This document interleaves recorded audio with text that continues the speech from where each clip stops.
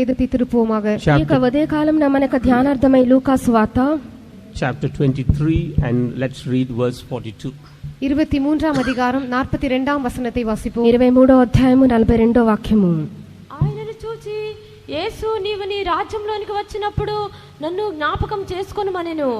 இயேசுவை நோக்கி ஆண்டவரே நீர் உம்முடைய ராஜ்யத்தில் வரும்போது அடியேனை நினைத்தருளும் என்றான். And he said unto Jesus, Lord, remember me when thou comest into thy kingdom. Praise be to God. கர்த்தருக்கு ஸ்தோத்திரம். దేవునికి స్తోత్రము. Here we are able to read of a prayer that was made. இந்த இடத்திலே செய்யப்பட்டதான ஒரு ஜெபத்தை பற்றி நாம் வாசிக்கிறோம். ఇక్కడ ఆరోపించబడినటువంటి ఒక ప్రార్థన గురించి మనం చదువుచున్నాము. And it was a very simple prayer. அது மிகவும் ஒரு சாதாரணமான ஜெபமாக இருந்தது. అది ఒక సాధారణమైనటువంటి ప్రార్థన. But it was a very effective prayer. ஆனால் அது மிகவும் பலன் கொடுக்கக்கூடியதான ஜெபமாக இருந்தது. ఆయనను చాలా ఫలవంతమైన ప్రార్థన. Here we see the thief on the cross praying, Lord, remember me. இந்த இடத்திலே சிலுவை கள்ளன் ஆண்டவரே நீர் உம்முடைய ராஜ்யத்தில் வரும்போது அடியேனை நினைத்தருளும் என்று ஜெபிக்கிறதாக நாம் பார்க்கிறோம். ఇక్కడ సిలువ వేయబడినటువంటి దొంగ ప్రభువా నన్ను జ్ఞాపకం చేసుకోమని చెప్పెను. He did not pray for anything else. All he said was, Lord, remember me. அவன் வேற எந்த காரியத்திற்காகவும் ஜெபிக்கவில்லை. அவன் சொன்னதான ஒரே ஒரு காரியம், ஆண்டவரே என்னை நினைத்தருளும். మరి దేని కొరకు నువ్వు ప్రార్థించలేదు గాని ప్రభువా జ్ఞాపకం చేసుకోమని చెప్పెను. It was a very short prayer, but God answered that prayer. அது மிகவும் சுருக்கமான ஜெபமாக இருந்தது. ஆனாலும் கர்த்தர் அந்த ஜெபத்திற்கு பதில் தந்தார். చాలా క్లుప్తమైనటువంటి ప్రార్థనే ఆయనను ప్రభు దానికి జవాబిచ్చి ఉన్నాడు. It was a very short prayer, but a very effective one. அது மிகவும் சுருக்கமான ஜெபமாக இருந்தது. ஆனாலும் மிகவும் பலன் கொடுக்கக்கூடியதான ஜெபமாகவும் అది ఒక இருந்தது. చిన్న ప్రార్థనే అయినప్పటికీ ప్రభు దానికి జవాబిచ్చి ఉన్నాడు. And he got the reply immediately. அவனுக்கு பதில் உடனடியாக கிடைத்தது. వెంటనే అతనికి జవాబు దొరికెను. And Jesus said unto him, Verily I say unto thee, today shall thou be with me in paradise. இயேசு அவனை நோக்கி இன்றைக்கு நீ என்னுடனே கூட பரதீசில் இருப்பாய் என்று மெய்யாகவே உனக்கு சொல்லுகிறேன் என்றார். యేసు అతనితో నేడు నీవు నాతో కూడా నిశ్చయముగా పరదైసులో ఉండువని చెప్పెను. Today we too make various types of prayer, but we find it hard to break through and to reach out to the Lord. இன்று நாமும் கூட பல ஜெபங்களை கர்த்தரிடத்திலே ஜெபிக்கிறோம். ஆனாலும் அந்த கர்த்தரிடத்திலே நெருங்கி சேரும்படியாக நாம் அதை மிகவும் கடினமான காரியமாக நினைக்கிறோம். నేడు కూడా మనం అనేక ప్రార్థనలు చేయుచున్నాము. ఆయనను ప్రభు చెంతకు వెళ్లి చేరుటకు కఠినంగా కనబడుచున్నవి. But it was a very simple prayer. He said, Lord, remember me. ஆனால் அவன் ஜெபித்ததான ஜெபம் மிகவும் சாதாரணமான ஜெபமாக இருந்தது. ஆண்டவரே அடியேனை நினைத்தருளும். ఇక్కడ అతడు చాలా చిన్న ప్రార్థన చేసి ఉన్నాడు. ప్రభువా జ్ఞాపకం చేసుకొనుము. Because he prayed with a true understanding. அவன் ஒரு உண்மையான புரிந்து கொள்ளுதலோடு அவன் ஜெபித்தான். అతడు ఒక నిజమైన అర్థసహితమైన ప్రార్థన చేసెను. He understood that was his last chance. அதுதான் அவனுக்கு கொடுக்கப்பட்டதான கடைசி தருணம் என்பதை அவன் விளங்கிக் கொண்டான். అది అతనికి ఇవ్వబడినటువంటి చివరి తరుణమని తెలుసుకొని ఉన్నాడు. So when we remember or when we understand that this is the last chance, our prayer will be a very effective prayer. இதுதான் நமக்கு கொடுக்கப்பட்டதான கடைசி தருணம் என்று நாம் உணரும் பொழுது நம்முடைய ஜெபமானது மிகவும் பலன் கொடுக்கக்கூடியதான ஜெபமாக இருக்கும். ఇదే మనకి ఇవ్వబడినటువంటి చివరి తరుణమని మనం తెలుసుకున్నప్పుడు మన ప్రార్థన చాలా ఫలవంతంగా ఉండును. But normally we think we have some more time and we could again approach God for the same matter, and therefore we don't offer a very effective prayer. ஆனால் நாம் அடிக்கடி நினைப்பது என்னவென்றால் நமக்கு இன்னும் அநேக தருணங்கள் கொடுக்கப்படும், திரும்பமாக இதே விஷயத்திற்காக நாம் தேவனை நோக்கி ஜெபிக்கலாம் என்று நினைக்கிறபடினால் நம்முடைய ஜெபங்கள் பலன் கொடுக்கக்கூடியதான ஜெபங்களாக இருக்கிறதில்லை. ఆయనను మనం అనుకుంటున్నాము ఇంకను అనేక తరుణములున్నవి, ఇది చివరి తరుణం కాదని చెప్పి అనుకుంటాను బట్టి మనకు ప్రార్థన ఫలవంతంగా కనబడటలేదు. But here we read how this man prayed and said, Lord, remember me. ஆனால் இந்த இடத்திலே இந்த மனிதன் எப்படி ஆண்டவரே அடியேனை நினைத்தருளும் என்று ஜெபிக்கிறான் என்பதை பார்க்கிறோம். అయితే ఇక్కడ ఈ మనుషుడు యేసు నన్ను జ్ఞాపకం చేసుకోమని చెప్పెను. We may all have various needs this morning, but let us pray the same prayer and say, Lord, remember me. இந்த காலை வேளையிலே நம்ம எல்லோருக்கும் பலவிதமான தேவைகள் இருக்கக்கூடும். நாமும் இதே ஜெபத்தை ஜெபிப்போம், ஆண்டவரே அடியேனை நினைத்தருளும். మనకు కూడా ఇక ఉదయ కాలమున అనేక అవసరతలు ఉండవచ్చును. ఆయనను ఒక్క ప్రార్థన చేసేదము, ప్రభువా నన్ను జ్ఞాపకం చేసుకొనుము. Even when the disciples were going on a ship, when they saw the wind and the waves beating upon the ship, they cried out and said, Lord, we perish.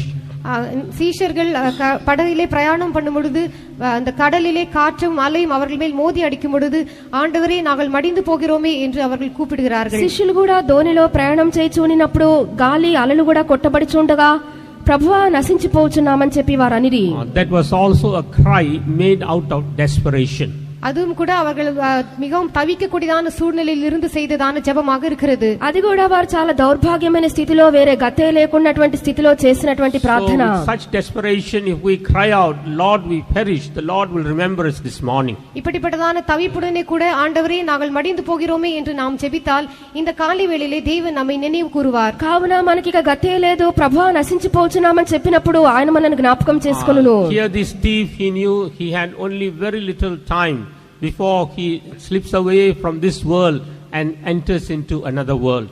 அந்த சிலுவை கள்ளன் இந்த உலகத்தை விட்டு கடந்து சென்று மறு உலகத்திற்குள்ளே பிரவேசிக்கும்படியாக அவனுக்கு மிகவும் குறுகிய காலம் மாத்திரமே உண்டாயிருந்தது என்று அறிந்திருந்தான். ఈ యొక్క సిలువ దొంగకు ఇక లోకం విడిచిపెట్టి మరొక లోకంలోకి వెళ్ళుటకు చాలా కొంచెం కాలమే ఉన్నదని ఎరిగి ఉన్నాడు.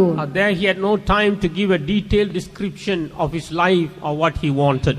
அவன் தன்னுடைய ஜீவித்தை பற்றியோ அவனுக்கு தேவையான காரியங்களை பற்றியோ விவரமாக சொல்லுவதற்கு அவனுக்கு நேரம் இருக்கவில்லை. తన యొక్క జీవితంను గూర్చియో తన కార్యములను గూర్చియో చెప్పుటకు అతనికి సమయం లేకుండెను.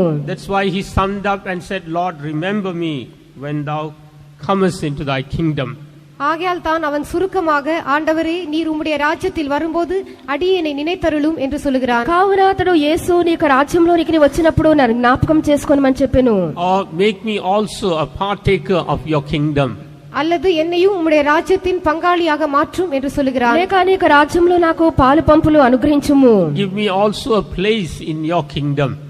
உம்முடைய ராஜ்யத்திலே எனக்கும் இடம் தாரும் ஆண்டவரே என்று சொல்கிறார். ప్రభువా నీ యొక్క రాజ్యంలో నాకును ఒక చోటిమ్ము. Praise be to God. கர்த்தருக்கு ஸ்தோத்திரம். దేవునికి స్తోత్రము. That was a very essential prayer and God answered that prayer. அது மிகவும் தேவையான ஒரு ஜெபமாக இருந்தது. தேவன் அந்த ஜெபத்திற்கு பதில் தந்தார். అది చాలా అవశ్యమైన ప్రార్థన. ప్రభు ఆ యొక్క ప్రార్థనకు జవాబిచ్చెను. But normally we always postpone our spiritual requirements. நாம் பொதுவாக நம்முடைய ஆவிக்குரிய தேவைகளை மாற்றி வைக்கிறோம். మనము సాధారణంగా ఆధ్యాత్మిక అవసరతలను వాయిదా వేయుచున్నాము. We give more importance to our physical requirements and we go on praying and striving for that. நம்முடைய சரீர பிரகாரமான தேவைகளுக்கு நாம் அதிகமான முக்கியத்துவத்தை செலுத்தி அதற்காக போராடி ஜெபித்துக் கொண்டிருக்கிறோம். శరీర ప్రకారమైన కార్యములకు ప్రాముఖ్యతనిచ్చి దాని నిమిత్తమే పోరాడి ప్రార్థించున్నాము. And I remember one brother who came forward for prayer after the morning worship.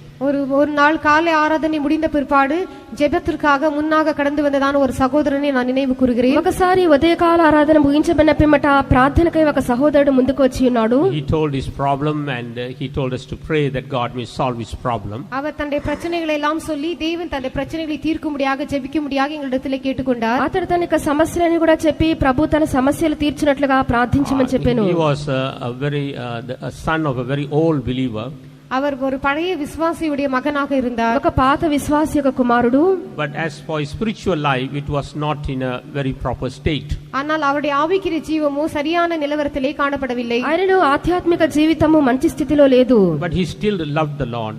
ஆனாலும் அவர் கர்த்தரை நேசித்தார். ఇంకను ప్రభువును ప్రేమించున్నాడు. He loved God's saints. தேவனுடைய பரிசுத்தவான்களை நேசித்தார். దేవుని పరిశుద్ధులను ప్రేమించున్నాడు. He loved the church of God. தேவனுடைய சபையை நேசித்தார். దేవుని యొక్క సంఘమును ప్రేమించెను. But his spiritual life was not in a proper state. ஆனால் அவருடைய ஆவிக்குரிய ஜீவியமோ சரியான நிலவரத்திலே காணப்படவில்லை. అయితే అతనికి ఆత్మీయ స్థితి మంచి స్థితిలో కనబడలేదు.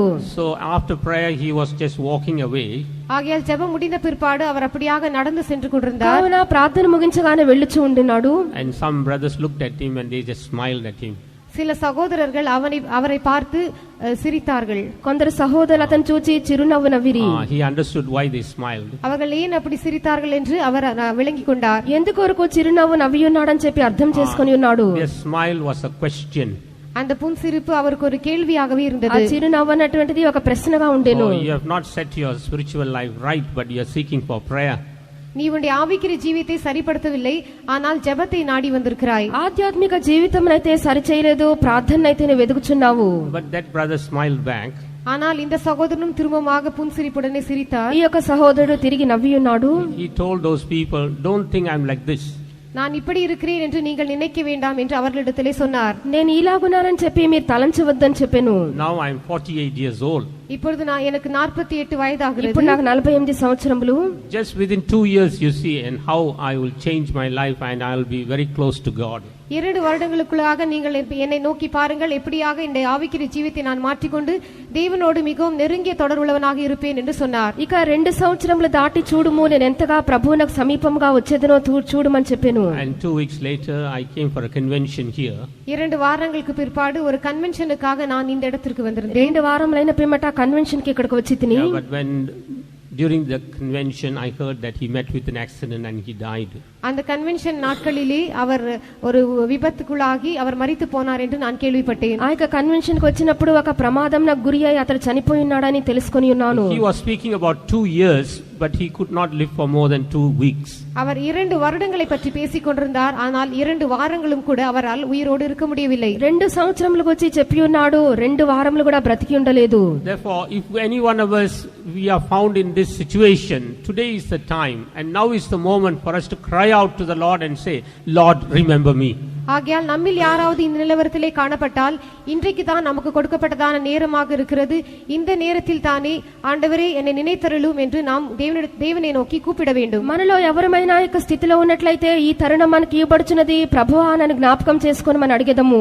Remember me when thou comest in thy kingdom. உம்முடைய ராஜ்யத்திலே நீர் வரும்பொழுது என்னை நினைத்தருளும். నీ యొక్క రాజ్యంలో నీ వచ్చినప్పుడు నన్ను జ్ఞాపకం చేసుకొనుము. If we can make a sincere cry like that, the Lord will answer our prayer. நாம் உத்தமமான இருதயத்தோடு இப்படிப்பட்டதான ஜெபத்தை ஏறெடுத்தால் நிச்சயமாக தேவன் அந்த ஜெபத்திற்கு பதில் தருவார். యథార్థమైన హృదయంతో ఇట్టి ప్రార్థన చేసినట్లయితే ప్రభు మన ప్రార్థన ఆలకించును. If we could realize our low estate, the Lord will hear our cry. நம்முடைய தாழ்வான நிலவரத்தை நாம் உணர்ந்தால் தேவன் நம்முடைய கூக்குரலுக்கு செவி கொடுப்பார். మన యొక్క దీన స్థితిని మనం గ్రహించినప్పుడు ప్రభు మన మొర ఆలకించును. That's why in Psalms 136 verse 23, ஆகையால் தான் 136 சங்கீதம் 23 வசனத்திலே 136 కీర్తన 23 వాక్యమందు the psalmist says, who remembers us in our low estate. சங்கீதக்காரன் நம்முடைய தாழ்வில் நம்மை நினைத்தவரை துதியுங்கள் என்று சொல்கிறார். ఇక్కడ కీర్తనకర్త మన యొక్క దీన దశలో మనల్ని జ్ఞాపకం చేసుకున్న వాని స్తుతించుమని చెప్పాను. When we realize our low estate, then God will also remember us. நம்முடைய தாழ்வான நிலவரத்தை நாம் உணரும் பொழுது தேவனும் கூட நமக்கு செவி கொடுப்பார். మన దీన దశ మనం గ్రహించినప్పుడు ప్రభు మన మొర ఆలకించును. If we could remember or understand our desperate state, the Lord will remember us. நம்முடைய நிர்பந்தமான நிலவரத்தை நாம் அறிந்து விளங்கிக் கொண்டால் தேவன் நமக்கு செவி கொடுப்பார். మనకు గతే లేదన్నటువంటి స్థితి మనం గ్రహించినప్పుడు ప్రభు మన యొక్క మొర ఆలకించును. That's why Isaiah also says that the Lord dwells among those who are of a lowly heart and a contrite spirit. ஆகையால் தான் ஏசாயாவும் கூட சொல்லும் பொழுது தேவன் பணிந்த ஆவியுடையவர்கள் நடுவிலே வாசம் பண்ணுகிறார் என்று சொல்கிறார். కావున యెషయా కూడా చెప్పినప్పుడు ఎవడు ధీరుడై నలిగిన మనసు కలవాడై ఉన్నాడో ప్రభువు వాని యొద్ద నివాసం చేయుచున్నాడు. In Isaiah 57 verse 15 we read, I dwell in the high and the holy place with him also that is of a contrite and a humble spirit. நொறுங்குண்டு பணிந்த ஆவியுள்ளவரிடத்திலும் நான் வாசம் பண்ணுகிறேன் என்று ஏசாயா 57 அதிகாரம் 15 வசனத்திலே நாம் வாசிக்கிறோம். యెషయా 57 అధ్యాయము 15 వాక్యమందు నేను వినయం గల వారి యొద్ద నివాసం చేయుచున్నాను. Therefore even this morning let us humble ourselves and cry out, Lord, remember me. ஆகையால் இந்த காலை வேளையிலும் நம்மை நாமே தாழ்த்தி ஆண்டவரே அடியேனை நினைத்தருளும் என்று சொல்லி நாம் கூக்குரலிடுவோமாக. కావున ఇక ఉదయ కాలంలో మనం తగ్గించుకొని ప్రభువా నన్ను జ్ఞాపకం చేసుకోమని చెప్పేదము. And surely we can see the Lord hearing us and answering that prayer. நிச்சயமாக தேவன் நமக்கு செவி கொடுத்து அந்த ஜெபத்துக்கு பதில் தருவதை நாம் பார்க்கலாம். నిశ్చయంగా ప్రభు మనకు చెవియొగ్గి మన ప్రార్థన ఆలకించడాన్ని మనం చూడగలము. We may not be able to help ourselves, but we can cry out to our God who remembers us. நமக்கு நாமே உதவி செய்து கொள்ள நம்மால் கூடாத காரியமாக இருக்கும். ஆனாலும் தேவன் நமக்கு உதவி செய்யும்படியாக அவரை நோக்கி நாம் கூப்பிடலாம். మనకు మనమే సహాయం చేయలేము. ప్రభువా నాకు సహాయం చేయమని అడిగినప్పుడు ప్రభు మనకు సహాయం చేయును. He remembers his people. அவர் தம்முடைய ஜனங்களை நினைவு ఆయన తన கூர்கிறார். యొక్క జనులను జ్ఞాపకం చేసుకొనును. The word of God says he remembers Israel. தேவன் இஸ்ரவேலை நினைவு கூர்கிறார் என்று கர்த்தருடைய வசனம் சொல்கிறது. దేవుడు ఇశ్రాయేలును జ్ఞాపకం చేసుకొంచున్నాడు. He remembers his church. அவர் தம்முடைய சபையை நினைவு கூர்கிறார். ఆయన తన సంఘమును జ్ఞాపకం చేయుచున్నాడు. If we are part of his church, then the Lord remembers every one of us. நாம் அவருடைய சபையின் ஒரு பகுதியாக காணப்பட்டால் நம்மில் ஒவ்வொருவரையும் தேவன் நினைவு கூர்கிறார். ఆయన సంఘములో మనం ఒక భాగమైనట్లయితే ప్రభు మనను జ్ఞాపకం చేసుకొనును. Praise be to God. கர்த்தருக்கு ஸ்தோத்திரம். దేవునికి స్తోత్రము. When we turn to 1 Samuel chapter 1 verse 11, முதலாம் சாமுவேல் முதலாம் அதிகாரம் 11 வசனத்தை நாம் பார்க்கும் பொழுது మొదటి సమూయేలు మొదటి అధ్యాయము 11వ వాక్యం నందు there also we see how another prayer was made. அந்த இடத்திலும் எப்படி ஒரு ஜெபம் ஏறெடுக்கப்பட்டது என்பதை நாம் பார்க்கிறோம். అక్కడ కూడా చేయబడిన ఒక ప్రార్థన మనం చూస్తున్నాము. The prayer was remember me. அந்த ஜெபமும் கூட என்னை நினைத்தருளும் என்கிறதான ஜெபமாகவே ఆ இருந்தது. యొక్క ప్రార్థన కూడా నన్ను జ్ఞాపకం చేసుకునుము. Shall we read that verse, please? அந்த వచనத்தை వాసిపోం. సైన్యములకు అధిపతివగు యెహోవా, నీ సేవకురాలనైన నన్ను నాకు కలిగిన శ్రమను చూసి నీ సేవకురాలనైన నన్ను మరొక జ్ఞాపకం చేసుకొని నీ సేవకురాలనైన నాకు మగపిల్లను దయచేసినడలా వాని తల మీదకి క్షౌరగత్తి ఎన్నటికి రానియక వాడు బ్రతుకు దినములన్నిటిను నేను వానిని యెహోవాకు నీకు అప్పగింతునని మొక్కుబడి చేసుకొనెను. சேனைகளின் கர்த்தாவே, தேவரீர் உம்முடைய அடியாளின் சிறுமையை கண்ணோக்கி பார்த்து உம்முடைய அடியாளை மறவாமல் நினைத்தருளி உமது அடியாளுக்கு ஒரு ஆண் பிள்ளையை கொடுத்தால் அவன் உயிரோடு இருக்கும் சகல நாளும் நான் அவனை கர்த்தருக்கு ஒப்பு கொடுப்பேன். அவன் தலையின் மேல் சவரகன் கத்தி படுவதில்லை என்று ஒரு பொருத்தனை பண்ணினாள். And she vowed a vow and said, O Lord of hosts, if thou will indeed look on the affliction of thine handmaid, and remember me, and not forget thine handmaid, but will give unto thine handmaid a man-child, then I will give him unto the Lord all the days of his life, and there shall no razor come upon his head. So here we read another prayer where the same Christ made, Lord, remember me. ஆண்டவரே என்னை நினைத்தருளும் என்கிறதான அதே கூக்குரல் உண்டாக்கக்கூடியதான வேறு ஒரு ஜெபத்தை இந்த இடத்திலே நாம் பார்க்கிறோம். ఇక్కడ కూడా ప్రభువా నన్ను జ్ఞాపకం చేసుకొనుము అని చేయబడిన ఒక ప్రార్థన మనం వినుచున్నాము. This was the prayer of Hannah. இது அன்னாள் செய்ததான ஜெபமாக ఇది இருந்தது. హన్నా యొక్క ప్రార్థన. And she had a problem here. அவளுக்கு இந்த இடத்திலே ஒரு பிரச்சனை இருந்தது. ఆమెకు ఒక సమస్య ఉండెను. And she knew the seriousness of that problem. அந்த பிரச்சனை எவ்வளவு மோசமான பயங்கரமானதாக இருந்தது என்று அவள் ఆ அறிந்திருந்தாள். యొక్క సమస్య ఎంత ఘోరమైనదని చెప్పి ఎరిగి ఉన్నది. And she had tried various methods and various way of getting what she wanted. அவளுக்கு தேவையான காரியத்தை பெற்றுக்கொள்ளும்படியாக பல விதங்களிலே அவள் பிரயாசப்பட்டிருந்தாள், பல முயற்சிகளை எடுத்திருந்தாள். అనేక రీతిలో ప్రయాసపడి ప్రయత్నములు ఆమె చేసి ఉన్నది. But everything failed. ஆனால் எல்லாம் தோற்று போயின. ఆయనను అన్ని కూడా నిష్ఫలమాయెను. Finally she came to God's presence.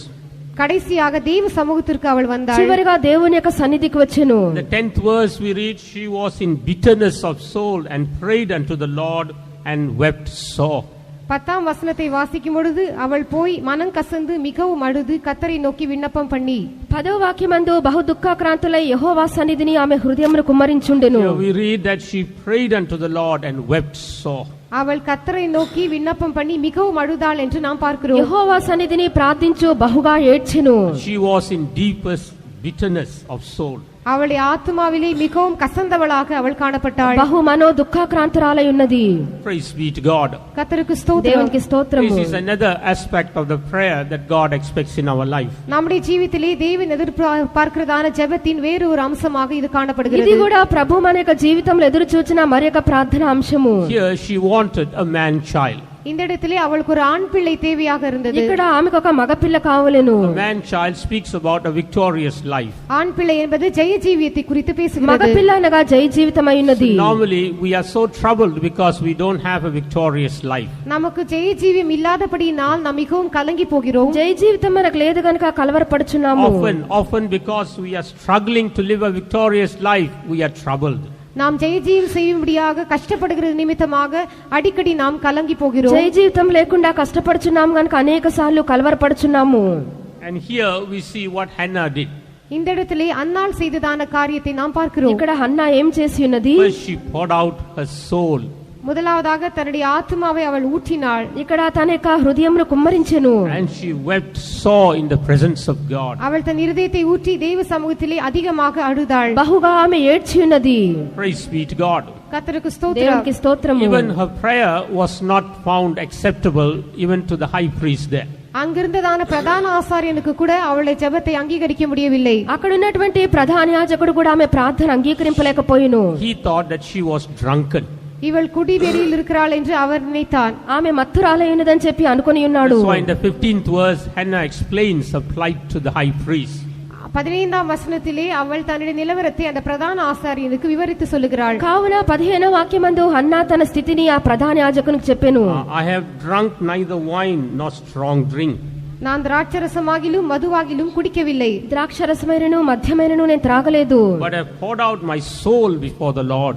நான் கர்த்தருடைய சந்நிதியில் என் இருதயத்தை నా ஊற்றிவிட்டேன். ఆత్మను యెహోవా యొక్క సన్నిధిని కుమ్మరించి ఉన్నాను. Praise be to God. கர்த்தருக்கு ஸ்தோத்திரம். దేవునికి She had స్తోత్రము. poured out her soul.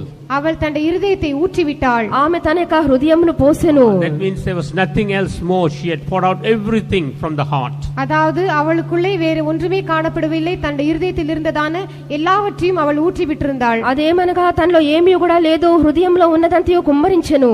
That's why in the 18th verse we read that her countenance was no more sad.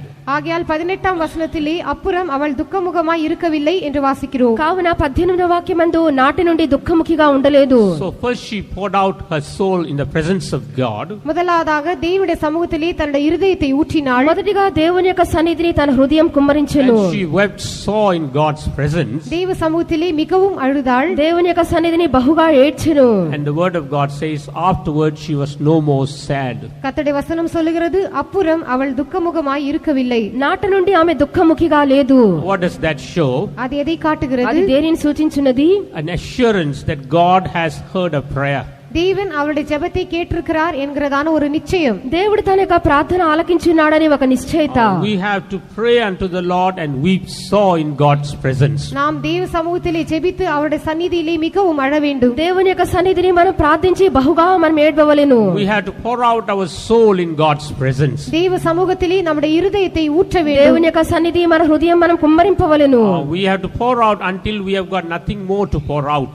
இனி நமக்கு ஊற்றுவதற்கு ஒன்றுமே இல்லை என்று சொல்லுகிற வரையிலும் நம்முடைய இருதயத்தை நாம் ஊற்றி விட வேண்டும். కుమ్మరించుటకు మరి ఏది కూడా లేదని చెప్పనంత మట్టుకు మనం పూర్తిగా కుమ్మరింపవలెను. Then we see our heart comes to a place of rest and calmness. அப்பொழுது நம்முடைய இருதயத்திலே ஒரு இளைப்பாறுதலும் ஒரு அமைதியும் உண்டாகிறதை நாம் பார்க்கலாம். అప్పుడు మన యొక్క హృదయంలో ఒక విశ్రాంతి ఒక నెమ్మది ఉండును. Once we come to that place there is no more sadness. அந்த நிலவரத்துக்கு நாம் கடந்து வரும் பொழுது இனி நமக்கு துக்கம் இல்லை. ఆ యొక్క స్థితికి మనం వచ్చిన పిమ్మట మనకు దుఃఖమే లేదు. Praise be to God. கர்த்தருக்கு దేవునికి ஸ்தோத்திரம். స్తోత్రము. Let us also offer our prayer like Hannah. நாமும் கூட அன்னாளை போல நம்முடைய ஜெபத்தை ஏறெடுப்போமாக. హన్నా వలె మనము కూడా ప్రార్థించెదము. Here her prayer was for a man child. இந்த இடத்திலே அவள் செய்ததான ஜெபம் ஒரு ஆண் பிள்ளைக்காக செய்ததான ஜெபமாக இருந்தது. ఇక్కడ ఆమె చేసిన ప్రార్థన ఒక మగపిల్ల కొరకు. Not only she prayed and poured out her heart, அவள் ஜெபித்து தன்னுடைய இருதயத்தை ஊற்றினது மாத்திரமல்ல, ప్రార్థించి తన హృదయమును కుమ్మరించుటయే కాదు, she also made a vow in God's presence. அவள் தேவ சமூகத்திலே ஒரு பொருத்தனையும் கூட செய்தாள். దేవుని యొక్క సన్నిధి ఒక మ్రొక్కుబడి చేసెను. Or she made a consecration in God's presence. அல்லது தேவ சமூகத்திலே ஒரு பிரதிஷ்டையை செய்தாள். లేక దేవుని యొక్క సన్నిధి ఒక ప్రతిష్ఠ చేసెను. Some of us may have been crying like Hannah, but our prayer has not been answered. நம்மிலே சிலர் அன்னாளை போல இருதயத்தை ஊற்றி அழுது ஜெபித்துக் கொண்டிருக்கிறோம். ஆனாலும் நம்முடைய ஜெபங்களுக்கு இன்னும் பதில் கிடைக்கவில்லை. మనలో కూడా కొందరు హన్నా వలె ప్రార్థించి ఉండవచ్చును, ఆయనను ప్రార్థనకు జవాబు లేకుండా ఉండవచ్చును. Perhaps it could be that God is expecting some vow or consecration from you. ஒருவேளை தேவன் உங்களிடத்திலிருந்து ஏதாவது ஒரு பொருத்தனையை அல்லது பிரதிஷ்டையை எதிர்பார்த்திருக்க கூடும். లేక ప్రభు మీ ఎదురు నుండి ఏదైనా మొక్కుబడి ఒక ప్రతిష్ఠ ఎదురు చూడవచ్చును. Even this morning find out what is that vow or consecration that God is expecting in your life. இந்த காலை வேளையிலும் கூட தேவன் உங்களுடைய ஜீவிதத்திலே உங்களிடத்திலிருந்து எதிர்பார்க்கிறதான அந்த பிரதிஷ்டை என்னவென்று அந்த பொருத்தனை என்னவென்று நீங்கள் கண்டுபிடியுங்கள். కావున ఈ ఉదయ కాలమున ప్రభు మీ ఎదురు ఎదురు చూచిన మొక్కుబడి ప్రతిష్ఠ ఏమని చెప్పి కనుగొనుడి. Once you make the right consecration and vow this morning, you will no more be sad. இந்த காலை வேளையிலே சரியான பிரதிஷ்டையை பொருத்தனையை நீங்கள் செய்வீர்கள் என்றால் இனிமேல் நீங்கள் துக்கமாய் இருப்பதில்லை. మంచి ప్రతిష్ఠ మంచి మొక్కుబడి చేసినప్పుడు ఇక మీదట మీరు దుఃఖముఖిగా ఉండరు. The Lord will answer your prayer and the Lord will grant you that man child. கர்த்தர் உங்களை ஜெபத்திற்கு பதில் தந்து உங்களுக்கு அந்த ஆண் பிள்ளையையும் கொடுப்பார். ప్రభు మీ యొక్క ప్రార్థన జవాబిచ్చి మగపిల్లని మీకు ఇచ్చును. The Lord will grant you that victory that you are earning in your life. உங்களுடைய ஜீவிதத்திலே நீங்கள் எந்த ஜெயத்திற்காக ஏங்கிக் கொண்டிருக்கிறீர்களோ அந்த ஜெயத்தை தேவன் உங்களுக்கு தருவார். ఏ జయముల కొరకై మీరు తప్పించున్నారో ప్రభు ఆ యొక్క జయం మీకు అనుగ్రహించును. Come to that consecration this morning. அந்த பிரதிஷ்டைக்கு இந்த காலை வேளையிலே கடந்து ఆ యొక్క வாருங்கள். ప్రతిష్ఠలోనికి ఉదయ కాలంలో మీరు రండి.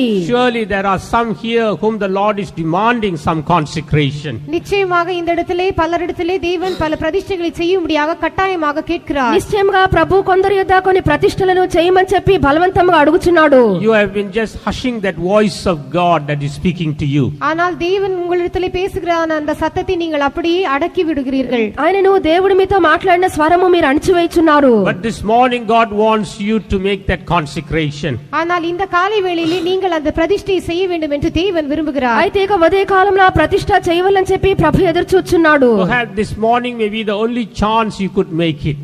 ஒருவேளை இந்த காலை வேளையில் மாத்திரமே நீங்கள் அதை செய்யக்கூடியதான தருணம் உங்களுக்கு கொடுக்கப்படும். ఎందుకనగా ఇక ఉదయ కాలంలో మీకు ఇవ్వబడినటువంటి చివరి తరుణమై ఉండవచ్చును. If you miss this chance, you may not be able to make the consecration or to receive that man's child. நீங்கள் இந்த தருணத்தை இழந்து போவீர்கள் என்றால் திரும்பமாக அந்த பிரதிஷ்டையை செய்யவோ ஆண் பிள்ளையை பெற்றுக்கொள்ளவோ கூடாமல் போகும். ఈ యొక్క చివరి తరుణం పోగొట్టుకున్నప్పుడు ఆ ప్రతిష్టను చేయుటకో మగపిల్లను పొందుకుంటకో మీకు సహాయపడదు.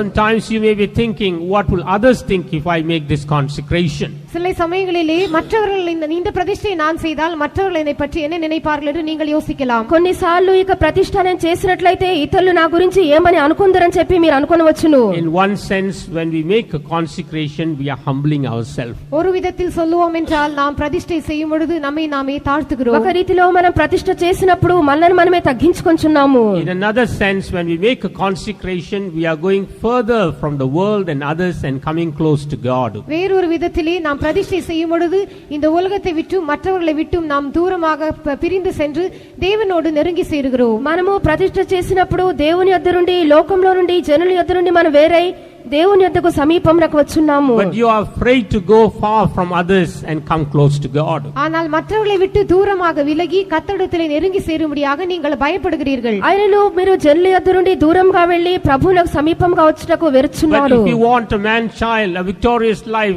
God is telling you this morning, you have to make a consecration. ஆனால் உங்களுக்கு ஒரு ஜெயஜீவியம் தேவை என்றால் ஆண் பிள்ளை தேவை என்றால் இந்த காலை வேளையிலே கர்த்தர் உங்களிடத்திலே சொல்லுகிற காரியம் என்னவென்றால் நீங்கள் பிரதிஷ்டை செய்ய வேண்டும். మీకు జై జీవితము లేక మగపిల్ల కావాలంటే ప్రభు మీతో చెప్పుచున్నాడు ప్రతిష్ఠ మీకు ఆవశ్యకము. If you have made a consecration or a vow and broken it tonight, or this morning, the Lord wants you to renew that consecration. நீங்கள் பிரதிஷ்டையோ பொருத்தனையோ செய்து அதை உடைத்து போட்டிருப்பீர்கள் என்றால் இந்த காலை வேளையிலே நீங்கள் அதை புதுப்பிக்க வேண்டும் என்று தேவன் கேட்கிறார். ఏదైనా ప్రతిష్ఠ మొక్కుబడి చేసి బద్దలు చేసినట్లయితే ప్రభు ఉదయ కాలంలో దాన్ని నూతనపరచమని చెప్తున్నాడు. Once you renew your consecration, the Lord will remember you. உங்களுடைய பிரதிஷ்டையை நீங்கள் புதுப்பிக்கும் பொழுது தேவன் உங்களை நினைவு கூறுவார். మీ యొక్క ప్రతిష్ఠ నూతనపరచుకున్నప్పుడు ప్రభు మిమ్మల్ని జ్ఞాపకం Dear చేసుకొనును. child of God, the Lord is speaking to you in particular this morning. அருமையான தேவனுடைய பிள்ளையே இந்த காலை வேளையில் தேவன் குறிப்பாக உன்னோடு தான் பேசுகிறார். దేవుని బిడ్డ నీతోనే ఉదయ కాలమున ప్రభువు మాట్లాడుచున్నాడు. You are not hid from the eyes of the Lord. நீ கர்த்தருடைய கண்களுக்கு மறைவாக இல்லை. దేవుని యొక్క దృష్టికి నీవు మరుగ్గా లేవు. You may be hid from the eyes of others, but not from the Lord. நீங்கள் மற்றவருடைய கண்களுக்கு மறைந்திருக்கலாம், ஆனாலும் கர்த்தருடைய கண்களுக்கு நீங்கள் மறைவாக இல்லை. ఇతరుల యొక్క కన్నులకు మరుగై ఉండవచ్చును, దేవుని యొక్క దృష్టికి మరుగై లేవు. The eyes of the Lord is looking at you even this morning. இந்த காலை வேளையிலும் கூட தேவனுடைய கண்கள் உன்மேல் நோக்கமாயிருக்கிறது. ఉదయ కాలమున దేవుని యొక్క కన్నులు నీ దృష్టించున్నవి. Therefore make a consecration and come close to him. ஆகையால் ஒரு பிரதிஷ்டையை செய்து அவரோடு கூட நெருங்கி சேருவாயாக. కావున ఒక ప్రతిష్ఠ చేసి ప్రభువునకు సమీపంలోకి వచ్చేదము. Praise be to God. కర్తருக்கு స్తోత్రం. దేవునికి స్తోత్రము. We also read about another person whom the Lord remembered. தேவன் நினைவு கூர்ந்ததான வேறு ஒரு நபரை பற்றியும் நாம் வாசிக்கிறோம். దేవుడు జ్ఞాపకం చేసుకున్న మరొక వ్యక్తిని గురించి మనం చూస్తున్నాము. Read Genesis chapter 19 verse 29. ஆதியாகமம் 19ஆம் அதிகாரம் 29ஆம் வசனம். ఆదికాండము 19వ అధ్యాయము 29వ వాక్యము.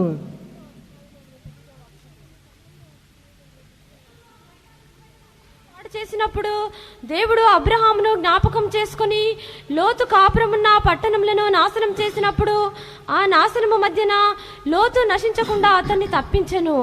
தேவன் அந்த சமபூமியின் பட்டணங்களை அழிக்கும் போது தேவன் ஆபிரகாமை நினைத்து லோத்து குடியிருந்த பட்டணங்களை தாம் கவிழ்த்து போடுகையில் லோத்தை அந்த அழிவின் நடுவிலிருந்து தப்பி போகும்படி அனுப்பிவிட்டார். And it came to pass when God destroyed the cities of the plain that God remembered Abraham and sent Lot out of the midst of the overthrow when he overthrew the cities in the which Lot dwelt. Praise be to God. கர்த்தருக்கு స్తోత్రం. దేవునికి స్తోత్రము. Here we see the Lord or God remembered Abraham. இந்த இடத்திலே தேவன் ஆபிரகாமை நினைத்து என்று வாசிக்கிறோம். ఇక్కడ దేవుడు అబ్రహామును జ్ఞాపకం చేసుకొని When God wanted to destroy those places, those cities, God remembered Abraham. அந்த பட்டணங்களை எல்லாம் அந்த கிராமங்களை எல்லாம் அழிக்கும்படியாக தேவன் நினைத்த பொழுது அவர் ஆபிரகாமை நினைத்தார். ఆ యొక్క పట్టణములను పాడు చేయగోరినప్పుడు దేవుడు అబ్రహామును జ్ఞాపకం చేసుకొనెను. Why did God remember Abraham? தேவன் ஏன் ஆபிரகாமை நினைத்தார்? ఎందుకొరకు దేవుడు అబ్రహామును జ్ఞాపకం చేసుకొనెను? He was a man who was living according to God's commandments. ஏனென்றால் அவன் தேவனுடைய கட்டளைகளுக்கு ஏற்றவாறு ஜீவித்ததான ஒருவனாக இருந்தான். ఎందుకనగా దేవుని యొక్క ఆజ్ఞల ప్రకారముగా జీవించిన వాడై ఉన్నాడు. Read also Genesis 18 chapter. ஆதியாகமம் 18ஆம் அதிகாரம் ఆది కాండము 18వ అధ్యాయము Read verses 17, 18 and 19. 17, 18, 19 వచనங்களை వాసిపోం. 17 నుండి 19వ వాక్యం వరకు. అప్పుడు యెహోవా, నేను చేయబోవు కార్యము అబ్రహామునకు దాచెదనా? అబ్రహాము నిశ్చయముగా బలము గల గొప్ప జనమగును, అతని మూలంగా భూమిలోని సమస్త జనములను ఆశీర్వదింపబడును. ఎట్లనగా యెహోవా అబ్రహామును గూర్చి చెప్పినది అతనికి కలుగజేయునట్లు తన తరువాత తన పిల్లలను తన ఇంటి వారును నీతి న్యాయములు జరిగించుచు యెహోవా మార్గమును గైకొనుటకు అతడు వారికి ఆజ్ఞాపించినట్లు నేను అతన్ని నెరిగి ఉన్నానెను. அப்பொழுது கர்த்தர் ஆபிரகாம் பெரிய பலத்த ஜாதி ஆவதினாலும் அவனுக்குள் பூமியில் உள்ள சகல ஜாதிகளும் ஆசீர்வதிக்கப்படுவதினாலும் நான் செய்ய போகிறதை ஆபிரகாமுக்கு மறைப்பேனோ? கர்த்தர் ஆபிரகாமுக்கு சொன்னதை நிறைவேற்றும்படியாய் அவன் தன் பிள்ளைகளுக்கும் தனக்கு பின்வரும் தன் வீட்டாருக்கும் நீங்கள் நீதியையும் நியாயத்தையும் செய்து கர்த்தருடைய வழியை காத்து நடவுங்கள் என்று கட்டளையிடுவான் என்பதை அறிந்திருக்கிறேன் என்றார். And the Lord said, Shall I hide from Abraham that thing which I do, seeing that Abraham shall surely become a great and mighty nation, and all the nations of the earth shall be blessed in him? For I know him, that he will command his children and his household after him, and they shall keep the way of the Lord, to do justice and judgment, that the Lord may bring upon Abraham that which he had spoken of him. Praise be to God. கர்த்தருக்கு ஸ்தோத்திரம். So here we are able to see the reason as to why God remembered Abraham. தேவன் ஏன் ஆபிரகாமை நினைத்தார் என்பதற்குரியதான காரணத்தை இந்த இடத்திலே நாம் பார்க்கிறோம். ఇక్కడ ఎందు నిమిత్తము దేవుడు అబ్రహామును జ్ఞాపకం చేసుకొని ఉన్నాడని మనం చూస్తున్నాము. Because he shall surely become a great and mighty nation. ஏனென்றால் அவன் பலத்த ஜாதியாக மாறுவான். అబ్రహాము నిశ్చయముగా బలమైన గొప్ప జనమవును. And all the nations of the earth shall be blessed in him. அவனுக்குள் பூமியில் உள்ள சகல ஜாதிகளும் ஆசீர்வதிக்கப்படுவார்கள். భూమిలోని సమస్త జనులు అతని ద్వారా ఆశీర్వదింపబడుదురు. And he will command his children and his household after him. அவன் தனக்கும் தனக்கு பின்வரும் தன் வீட்டாருக்கும் கர்த்தரை பற்றி கட்டளையிடுவான். అతడు తన తర్వాత తన యొక్క సంతతికి కూడా ప్రభువును గూర్చి ఆజ్ఞాపించును. Praise be to God. கர்த்தருக்கு ஸ்தோத்திரம். దేవునికి స్తోత్రము. We see the beautiful qualities in Abraham. ஆபிரகாமுக்குள்ளே சில அழகான தன்மைகளை நாம் பார்க்கிறோம். అబ్రహాములో కొన్ని మంచి స్వభావములను మనం చూస్తున్నాము. It is through him that all nations are going to be blessed. அவன் மூலமாக சகல ஜாதிகளும் ஆசீர்வதிக்கப்பட போகின்றன. అతని ద్వారా సమస్త జనులు ఆశీర్వదింపబడబోచున్నారు. Through him the land is going to be blessed. அவன் மூலமாக தேசமும் ஆசீர்வதிக்கப்பட போகிறது. అతని ద్వారా భూమి ఆశీర్వదింపబడును. If that be so, how can God destroy the people without telling Abraham? இது இப்படி இருக்கும் என்றால் ஆபிரகாமிடத்திலே இந்த காரியங்களை சொல்லாமல் தேவன் எப்படி அந்த தேசத்தை அழிக்க முடியும்? ఇది ఇలాగుండగా దేవుడు అబ్రహాములకు చెప్పకుండా ఆ యొక్క దేశమును ఎలాగన పాడు చేయును? And we also read Abraham was a man who made intercession for Lot and others. அது மாத்திரமல்ல ஆபிரகாம் லோத்துக்காகவும் மற்றவர்களுக்காகவும் பரிந்து பேசுகிறவனாக இருந்தான் என்று பார்க்கிறோம். ఇంకను అబ్రహాము లోతు కొరకు ఇతరుల కొరకు విజ్ఞాపన చేసి ఉన్నాడు. That's why we read that wherever God's people are sent, they are kept in those places as a blessing for that land. ஆகையால் தான் நாம் வாசிக்கிறபடி தேவ ஜனங்கள் எந்த இடத்திற்கு அனுப்பப்பட்டாலும் அந்த இடத்திலே அந்த தேசத்திற்கு ஆசீர்வாதமாகவே தேவன் அவர்களை வைக்கிறார். కావున దేవుని యొక్క జనులు ఎక్కడికైతే పంపబడుచున్నారో ఆ దేశములకు ఆశీర్వాదంగా ఉంచబడి ఉన్నారు. Even when God's people were taken as captives to Babylon, தேவ ஜனங்கள் பாபிலோனுக்கு சிறைகளாக கொண்டு போகப்பட்ட பொழுதும் கூட దేవుని యొక్క జనులు బబులోనుకు చెరగా తీసుకొని పోబడినప్పుడు the Lord told them that they should pray for the prosperity of the land in which they are captives. அவர்கள் அடிமைகளாக இருக்கிறதான அந்த தேசத்தின் ஆசீர்வாதத்திற்காக நலத்திற்காக அவர்கள் ஜெபிக்க வேண்டும் என்று தேவன் அவர்களிடத்திலே சொல்லுகிறார். వారు చెరగని పోబడినటువంటి దేశం యొక్క ఆశీర్వాదం నిమిత్తమై వారు విజ్ఞాపన చేయవలెని చెప్పెను. Praise be to God. கர்த்தருக்கு దేవునికి ஸ்தோத்திரம். స్తోత్రము. So also wherever God has kept, God wants us to be a blessing to that place. அதே வண்ணமாக தேவன் நம்மை எந்த இடத்திலே வைத்தாலும் அந்த இடத்திற்கு நாம் ஒரு ஆசீர்வாதமாக காணப்பட வேண்டும் என்று தேவன் விரும்புகிறார். కావున ఏ స్థలంలో ప్రభువు మనల్ని ఉంచినను ఆ స్థలములకు మనం ఆశీర్వాదంగా ఉండవలెను. Even when Saint Paul was journeying in a ship, பரிசுத்த பவுல் கப்பலிலே பிரயாணம் செய்கையிலே పరిశుద్ధ పౌలు ఓడలో ప్రయాణం we చేయుచున్నప్పుడు know that the ship met with a great tempest. அந்த கப்பலுக்கு விரோதமாக புயல் அதிகமாக மோதி அடித்ததை நாம் ఆ அறிந்திருக்கிறோம். యొక్క ఓడకు ఎదురుగా తుఫాను కొట్టి ఉన్నది. But the Lord told him that for your sake I will keep the lives of all the people in that ship. ஆனால் உன்னிமித்தமாக இந்த கப்பலில் இருக்கிற எல்லாருடைய ஜீவனையும் நான் பாதுகாப்பேன் என்று கர்த்தர் சொல்லுகிறார். నీ నిమిత్తము ఇక ఓడలో ఉన్న వారి యొక్క ప్రాణం నేను కాపాడదనని చెప్పెను. Praise be to God. கர்த்தருக்கு ஸ்தோத்திரம். దేవునికి స్తోత్రము. So if we as God's people are found in the center of God's will, దేవుని జనగలాగియ நாம் దేవ సిద్ధத்தின் మధ్యలో కాణపடும் పొழுது దేవుని యొక్క జల్లమైన మనము ఆయన చిత్తం యొక్క మధ్యలో ఉన్నప్పుడు before God goes to do anything, he will remember us. தேவன் எந்த காரியத்தையும் செய்வதற்கு முன்பாக நம்மை நினைத்தருளுவார். ఏదైనా చేయటకు ముందు ప్రభు మనల్ని జ్ఞాపకం చేసుకొనును. He will not do anything without telling us. அவர் நம்மிடத்திலே சொல்லாமல் எந்த காரியத்தையும் செய்ய மாட்டார். ఆయన మనకు చెప్పకుండా ఏ కార్యమును చేయడు. God has kept us as his people in various places so that we may be a blessing and a protection for all the people there. எல்லா பல இடங்களிலே தேவன் அங்கிருக்கிறதான ஜனங்களுக்கு ஒரு ஆசீர்வாதமாகவும் பாதுகாப்பாகவும் நாம் இருக்கும்படியாக நம்மை வைத்திருக்கிறார். పలు స్థలంలో ఉన్న జనులకు ఆశీర్వాదంగాను సంరక్షణగాను ఉండుటకు ప్రభు మనల్ని ఉంచి ఉన్నాడు. That's why here God remembered Abraham and he delivered Lot and his family. ஆகையால் தான் இந்த இடத்திலே தேவன் ஆபிரகாமை நினைத்து லோத்தையும் அவனுடைய குடும்பத்தாரையும் அந்த இடத்திலிருந்து விடுவித்தார். కావున ఇక్కడ దేవుడు అబ్రహామును జ్ఞాపకం చేసుకొని లోతును అతని కుటుంబమును విడిపించెను. Are we in a place where God could remember us? தேவன் நம்மை நினைவு கூறுகிறதான இடத்திலே நாம் இருக்கிறோமா? దేవుడు మనల్ని జ్ఞాపకం చేసుకున్నటువంటి స్థలంలో మనం ఉన్నామా? Abraham was a man who trusted God and believed God. Abraham தேவனிலே விசுவாசமாயிருந்தான், தேவனிலே நம்பிக்கையுள்ளவனாக இருந்தார். అబ్రహాము దేవుని యందు నమ్మిక ఉంచి విశ్వసించి ఉన్నాడు. Therefore we see God remembered him. ஆகையால் தேவன் அவனை நினைத்தருளினார் என்று நாம் பார்க்கிறோம். కావున దేవుడు అబ్రహామును జ్ఞాపకం చేసుకొనెను. It is God's desire that every one of us must be found in a place where God could remember us. தேவன் நம்மை நினைவு கூறக்கூடியதான இடத்திலே நாம் எல்லோரும் காணப்பட வேண்டும் என்று தேவன் நம் ஒவ்வொருவரை குறித்தும் விரும்புகிறார். మనమందరం కూడా ప్రభు జ్ఞాపకం చేసుకున్నటువంటి స్థలంలో ఉండవల్లని ఆయన కోరుచున్నాడు. The word of God says without faith we cannot please God. விசுவாசம் இல்லாமல் தேவனுக்கு பிரியமாய் இருக்கிறது கூடாத காரியம் என்று கர்த்தருடைய வசனம் சொல்லுகிறது. విశ్వాసం లేకుండా మనము దేవునికి ఇష్టలమైండుట అసాధ్యము. And when we believe God, then God will be pleased with us. நாம் தேவனை விசுவாசிக்கும் பொழுது தேவன் நம்மிலே பிரியமாயிருப்பார். దేవుని యందు విశ్వాసం ఉంచినప్పుడు ప్రభు మన యందు ప్రియపడును. And when we please him, he will remember us.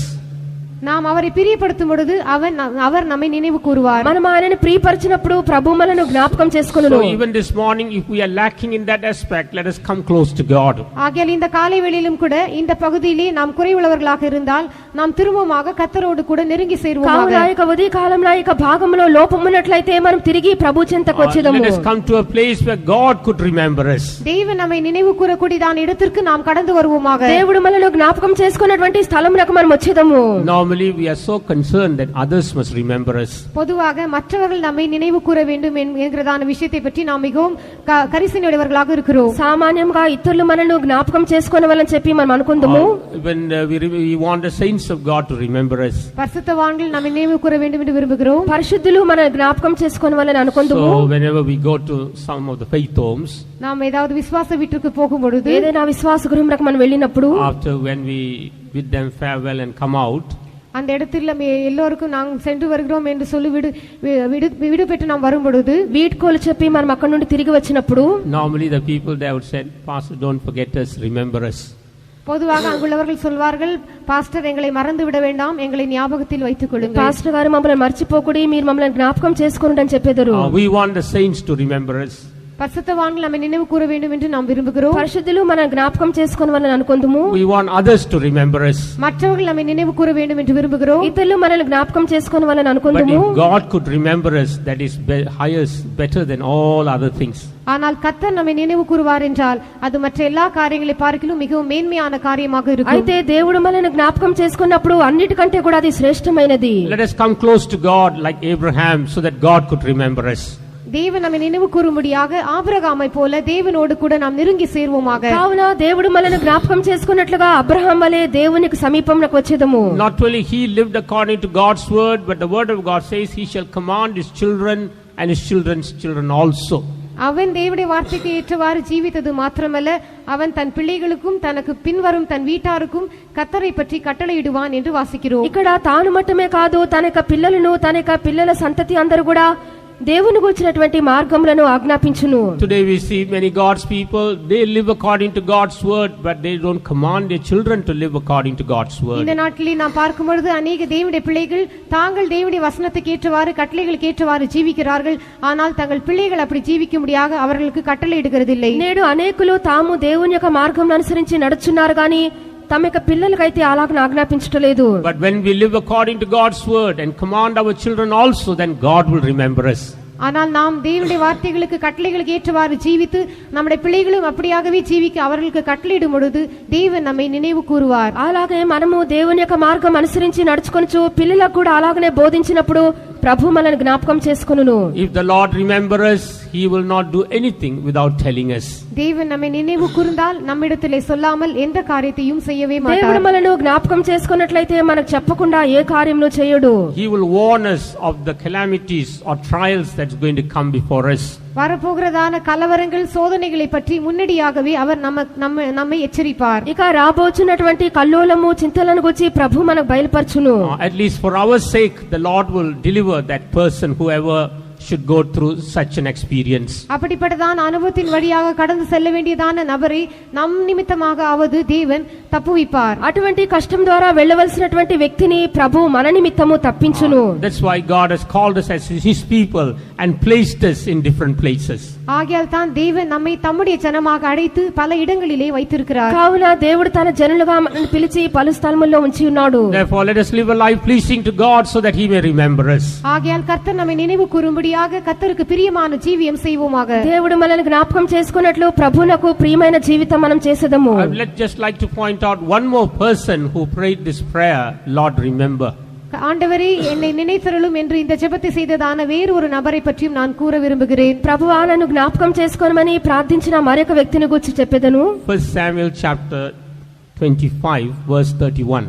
முதலாம் சாமுவேல் 25ஆம் அதிகாரம் 31ஆம் வசனம். మొదటి సమూయేలు 25వ అధ్యాయము 31వ వాక్యము. என் ஆண்டவனாகிய நீர் பழிவாங்காமலும் இருந்ததுண்டானால் அப்பொழுது என் ஆண்டவனாகிய உமக்கு துக்கமும் இராது மனையிடர்களும் இராது. கர்த்தர் என் ஆண்டவனுக்கு நன்மை செய்யும் போது உமது அடியாளை நினைப்பீராக என்றாள். This shall be no grief unto thee, nor offense of heart unto my Lord, neither that thou hast shed blood causeless, or that my Lord hath avenged himself. But when the Lord shall have dealt well with my Lord, then remember thine handmaid. But when the Lord shall have dealt well with my Lord, then remember thine handmaid. கர்த்தர் என் ஆண்டவனுக்கு நன்மை செய்யும்போது உம்முடைய அடியாளை நினைப்பீராக. ప్రభు మేలు చేసినప్పుడు నీ దాసురాలకు నన్ను జ్ఞాపకం చేసుకొనుము. This is spoken about Abigail in the Old Testament. இது பழைய ஏற்பாட்டிலே அபிகாயிலை பற்றி ఇది பேசப்பட்டிருக்கிறது. పాత నిబంధనలోని అబీగయీలును గురించి చెప్పబడెను. This was the prayer of Abigail towards David. தாவீதிடத்திலே அபிகாயில் செய்ததான ஜெபமாக இது இருக்கிறது. ఇది అబీగయీలు దావీదునొద్ద చేసిన ప్రార్థన. We can compare David to the Lord Jesus Christ. தாவீதை கர்த்தராகிய இயேசு கிறிஸ்துவோடு நாம் ஒப்பிடலாம். దావీదును ప్రభువైన యేసుకు మనం పోల్చవచ్చును. And here Abigail is every child of God. Abigail ஒவ்வொரு தேவனுடைய பிள்ளைக்கு அடையாளமாக இருக்கிறாள். అబీగయీలు ప్రతి దేవుని బిడ్డకు సాదృశ్యము. And as we know in the first verse of that chapter, அந்த அதிகாரத்தின் முதலாம் வசனத்திலே ఈ అధ్యాయము మొదటి వాక్యమందు in the second verse we read that Abigail actually dwelt in a place called Maon. Abigail Maon என்கிறதான இடத்திலே வசித்தாள் என்று அந்த இடத்திலே நாம் பார்க்கிறோம். రెండో వాక్యము అబీగయీలు మాయోన్ అనే స్థలమందు వసించెను. And all her possessions were in Carmel. அவளுடைய எல்லா ஆஸ்திகளும் கர்மேலிலே காணப்பட்டது. ఆమె యొక్క ఆస్తంతయు కర్మేలులో ఉండెను. Here we read about a family and we read about Abigail and her husband. இந்த இடத்திலே ஒரு குடும்பத்தை பற்றி நாம் வாசிக்கிறோம். அபிகாயிலை பற்றியும் அவளுடைய கணவனாரை பற்றியும் வாசிக்கிறோம். ఇక్కడ అబీగయీలు అతని యొక్క భర్త ఈ కుటుంబమును గురించి చదువుచున్నాము. Her husband's name was Nabal. அவளுடைய புருஷனின் பெயர் நாபால். భర్త పేరు నాబాలు. And this speaks about our spiritual life and how our life consists about there are two aspects in our life. இது நம்முடைய ஆவிக்குரிய ஜீவித்தை பற்றி பேசுகிறது. நம்முடைய ஆவிக்குரிய ஜீவிதத்திலே இரண்டு அம்சங்கள் இருப்பதை நாம் இந்த இடத்திலே பார்க்கலாம். ఇది మన ఆత్మీయ జీవితమైనది. మన ఆత్మీయ జీవితంలో రెండు భాగములను చూస్తున్నాము. Abigail speaks about the spiritual person within us. Abigail நமக்குள்ள இருக்கிறதான ஆவிக்குரிய மனிதனை பற்றி பேசுகிறது. అబీగయీలు మనలో ఉన్నటువంటి ఆధ్యాత్మికమైన మనుషుడు. And Nabal speaks about the physical or the carnal man. Nabal நம்முடைய சரீர பிரகாரமான மனிதனை அல்லது மாம்சீகமான மனிதனை பற்றி பேசுகிறது. నాబాల్ అనగా మనక శరీర సంబంధమైన మాంస సంబంధమైన మనుషుడు. The word of God says the spiritual man and the carnal man cannot live together. இந்த மாம்சீகமான மனிதனும் ஆவிக்குரிய மனிதனும் ஒன்றாக இருக்க முடியாது என்று வசனம் சொல்லுகிறது. మనకు పరిశుద్ధ గ్రంథం చెప్పుచున్నది ఆత్మ సంబంధి అయిన మనుషుడు శరీర సంబంధి ఏకముగా ఉండలేరు. The spirit and the flesh cannot go together. ஆவியும் மாம்சமும் ஒன்றோடு ஒன்று இணைந்து இருக்க முடியாது. ఆత్మయు శరీరము ఒకటితో ఒకటి ఏకముగా ఉండలేదు. That's what we find in this family. அதைத்தான் இந்த குடும்பத்திலே நாம் பார்க்கிறோம். అదే మనం ఈ కుటుంబంలో చూస్తున్నాము. When we read about the qualities of Abigail, அபிகாயிலின் தன்மைகளை பற்றி நாம் வாசிக்கும் பொழுது అబీగయీలు యొక్క గుణములను గురించి మనం చదివినప్పుడు in verse 3 we read she was a woman of good understanding and of a beautiful countenance. மூன்றாம் வசனத்திலே வாசிக்கும் பொழுது அந்த ஸ்திரீ மகா புத்திசாலியும் ரூபவதியுமாய் இருந்தாள் என்று வாசிக்கிறோம். మూడవ వాక్యమందు ఆ యొక్క స్త్రీ సుబుద్ధియు రూపసి అయి ఉన్నది. Praise be to God.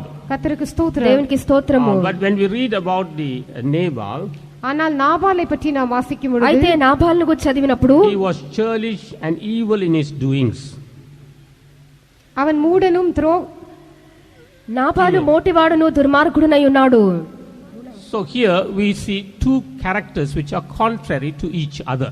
இந்த இடத்திலே ஒன்றுக்கு ஒன்று விரோதமாக முற்று முரண்பட்டதாக காணப்படுகிறதான இரண்டு சுபாவங்களை பார்க்கிறோம். ఇక్కడ ఒకటికి వ్యతిరేకంగా ఉన్న స్వభావములను చూస్తున్నాము. But all are in that same house. ஆனால் எல்லோரும் அந்த ஒரே வீட்டில் தானே இருக்கிறார்கள். ఆయనను అందరూ ఒకే ఇంటిలో ఉన్నారు. So also in our life we see the good aspect and the negative side also. அதே வண்ணமாக நம்முடைய ஜீவித்திலும் நன்மையான பகுதிகளையும் தீமையான பகுதிகளையும் நாம் பார்க்கிறோம். అలాగే మన జీవితంలో మంచి భాగములు చెడ్డ భాగములను మనం చూడగలము. Here we know that Abigail was of a good understanding, or she was wise. Abigail புத்திசாலியாக ஞானம் உள்ளவளாக இருந்தாள் என்று நாம் அறிந்து கொள்கிறோம். ఇక్కడ అబీగయలు సుబుద్ధి కలది లేక జ్ఞానం కలది. When we come to Jesus, his wisdom comes to us. நாம் இயேசுவிடத்திலே கடந்து வரும்பொழுது அவருடைய ஞானத்தை நாம் பெற்றுக்கொள்கிறோம். యేసు యొద్దకు మనం వచ్చినప్పుడు ఆయన జ్ఞానం మనం పొందుచున్నాము. When we do things according to his word, his wisdom comes to us. அவருடைய வசனத்துக்கு ஏற்றவாறு நாம் காரியங்களை செய்யும் பொழுது அவருடைய ஞானம் நமக்குள்ளே வருகிறது. ఆయన వాక్యానుసారంగా మనం చేసినప్పుడు ఆయన జ్ఞానం. The word of God says that you have known the scriptures from your young age and which are able to make you wise unto salvation. உன்னை ரட்சிப்புக்கு ஏற்ற ஞானமுள்ளவனாக்கத்தக்க பரிசுத்த வேத எழுத்துக்களை நீ சிறு வயது முதல் அறிந்திருக்கிறாய் என்று சொல்கிறார். రక్షణార్థమైనటువంటి జ్ఞానం నీకు కలిగించుటకు పరిశుద్ధ లేఖనములను బాల్యం నుండి ఎరిగి ఉన్నావు. In the same manner, in Matthew chapter 7 verse 24, Jesus says that everyone who hears my word and builds the house, I will reckon him or liken him to a man who has built his house upon a rock. அதே வண்ணமாக மத்தேயு சுவிசேஷம் 7ஆம் அதிகாரம் 24ஆம் வசனத்திலே இயேசு சொல்லுகிறார், ஆகையால் நான் சொல்லிய இந்த வார்த்தைகளை கேட்டு இவைகளின்படி செய்கிறவன் எவனோ அவனை கன்மலையின் மேல் தன் வீட்டை கட்டின புத்தியுள்ள மனுஷனுக்கு ஒப்பிடுவேன் என்று சொல்லுகிறார். మత్తయి సువార్త 7వ అధ్యాయం 24వ వాక్యమందు ఈయన మాటలు విని వాటి చొప్పున చేయి ప్రతివాడును బండ మీద తన ఇల్లు కట్టుకున్నటువంటి బుద్ధిమంతుని పోలి ఉన్నాడు. Praise be to God. கர்த்தருக்கு ஸ்தோத்திரம். దేవునికి స్తోత్రము. And in 1 Corinthians chapter 1 verse 30 we read that Christ is our wisdom. முதலாம் கொரிந்தியர் 1ஆம் அதிகாரம் 30ஆம் வசனத்திலே கிறிஸ்து நம்முடைய ஞானமாக இருக்கிறார் என்று நாம் பார்க்கிறோம். మొదటి కొరింథీ 1వ అధ్యాయం 31వ వాక్యమందు క్రీస్తే మన జ్ఞానము. So she was filled with the wisdom of God. இவள் தேவனுடைய ஞானத்தினாலே நிரப்பப்பட்டவளாக இருந்தாள். ఈమె దేవుని యొక్క జ్ఞానం చేత నింపబడెను. Next we read that she was of a beautiful countenance. அடுத்ததாக அவள் மிகவும் ரூபவதியாக இருந்தாள் என்று வாசிக்கிறோம். ఆమె రూపసి అయి ఉండెను. What is this beauty that God expects in God's people? தேவன் தம்முடைய ஜனங்களிலே எதிர்பார்க்கிறதான இந்த அழகு என்ன? ఈ యొక్క సౌందర్యం ఏమై ఉన్నది? In Psalms 96 verse 9 we read holiness is that beauty. 96ஆம் சங்கீதம் 9ஆம் வசனத்தை வாசிக்கும் பொழுது பரிசுத்தம் தான் இந்த அழகு அல்லது அலங்காரமாக இருக்கிறது என்று வாசிக்கிறோம். పరిశుద్ధతే ఈ యొక్క సౌందర్యమని 96వ కీర్తన 9వ వాక్యమని చదువుచున్నాము. In 1 Peter 3rd chapter verses 3 and 4 முதலாம் பேதுரு 3ஆம் அதிகாரம் 3ஆம் 4ஆம் வசனங்களிலே మొదటి పేతురు 3వ అధ్యాయము 3, 4 వాక్యములందు there we see a meek and a quiet spirit. That hidden man is a adornment or a beauty for us. இந்த இடத்திலே சாந்தமும் அமைதல் உள்ள ஆவியாகி இருதயத்தில் மறைந்திருக்கிற குணமே நம்முடைய அலங்காரமாக இருக்கிறது என்று பார்க்கிறோம். ఇక్కడ సాధువైనటువంటి మృదువైనటువంటి గుణమైన అక్షయాలంకారమే మన హృదయపు అలంకారమై ఉన్నది. Praise be to God. கர்த்தருக்கு ஸ்தோத்திரம். దేవునికి స్తోత్రము. Further in Titus chapter 2 verse 10 அதற்கு பிற்பாடு தீத்து 2ஆம் அதிகாரம் 10ஆம் வசனத்திலே பார்க்கும் பொழுது తీతు 2వ అధ్యాయము 10వ వాక్యమందు there we read the doctrines of Christ are an adornment for us. இந்த இடத்திலே கிறிஸ்துவின் உபதேசங்கள் நமக்கு அலங்காரமாக இருக்கிறதாக நாம் பார்க்கிறோம். క్రీస్తు యొక్క ఉపదేశము మన అలంకారమై ఉన్నది. Praise be to God. கர்த்தருக்கு ஸ்தோத்திரம். దేవునికి స్తోత్రము. And further in Psalms 45 verses 10 and 11, மேலும் சங்கீதம் 45 10 11 வசனங்களிலே நாம் வாசிக்கும் பொழுது 45వ కీర్తన 10 11 వాక్యములందు it is our consecration that makes us beautiful in the sight of God. நம்முடைய பிரதிஷ்டை தான் தேவனுடைய சமூகத்திலே பார்வையிலே நம்மை அழகுள்ளவர்களாக మన மாற்றுகிறது. ప్రతిష్ఠే మన సౌందర్యమై ఉన్నది. So we see all these beautiful qualities, characters in Abigail. இந்த எல்லா அழகான சுபாவங்களையும் தன்மைகளையும் அபிகாயிலே நாம் காணலாம். అబిగయిలో ఇక కార్యములన్నీ కూడా మనం చూస్తున్నాము. But when we look at Nabal, he had all the negative qualities.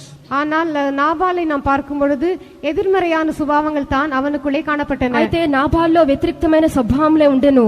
We read that Nabal was a carnal man. Nabal மிகவும் முரடனாக இருந்தான் என்று பார்க்கிறோம். నాబాల్ శరీర సంబంధియైన మనుషుడు. நாபால் மாம்சீகமான மனிதனாக இருந்தான் என்று பார்க்கிறோம். And he was a foolish man. அவன் முட்டாளாக இருந்தான். అతడు బుద్ధిహీనుడై ఉన్నాడు. And he was an evil person. அவன் மிகவும் பொல்லாதவனாக இருந்தான். దుర్మార్గుడై ఉన్నాడు. Praise be to God. கர்த்தருக்கு దేవునికి ஸ்தோத்திரம். స్తోత్రము. As a result, we read that he lost his kingdom. அதன் காரணமாக அவன் தன்னுடைய ராஜ்யத்தை இழந்ததாக நாம் பார்க்கிறோம். దానిని బట్టి రాజ్యము కోల్పోయి ఉన్నాడు. He lost all his possession. அவனுடைய எல்லா சுதந்திரத்தையும் இழந்து போனான். తన ఆస్తిని పోగొట్టుకొని ఉన్నాడు. And he was not able to please David.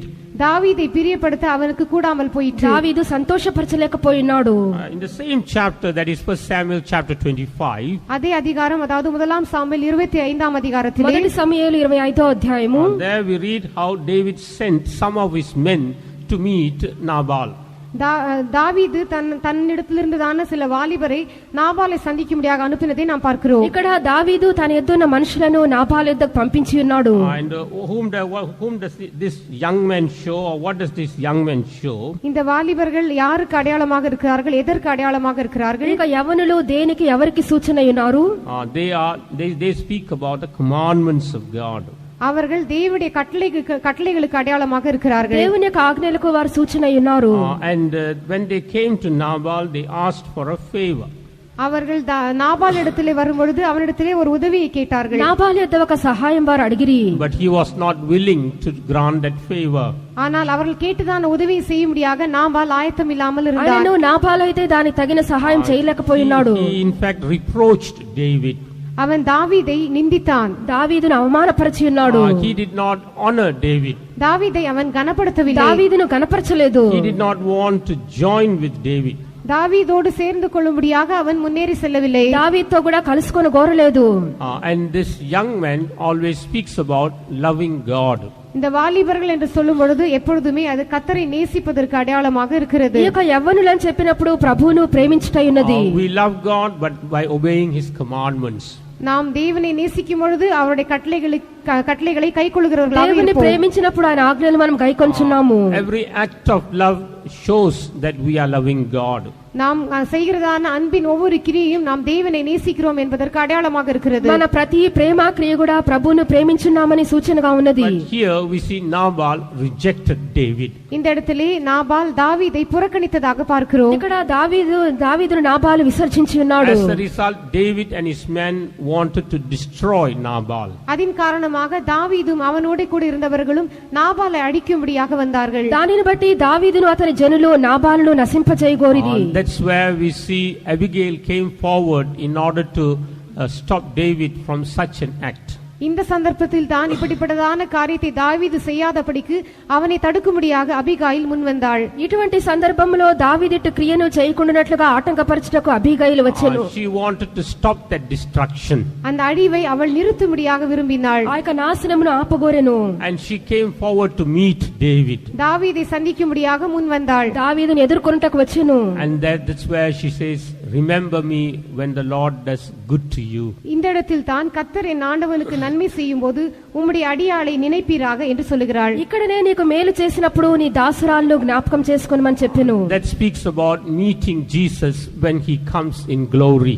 இயேசு மகிமையிலே வரும்பொழுது அவரை சந்திப்பதற்கு இது அடையாளமாக இருக்கிறது. యేసు మహిమలో వచ్చినప్పుడు ఆయన ఎదుర్కొంటకు ఇది సూచన ఉన్నది. Remember me when the Lord has dealt well with my Lord. கர்த்தரின் ஆண்டவனுக்கு நன்மை செய்யும்போது உம்முடைய அடியாளை நினைப்பீராக.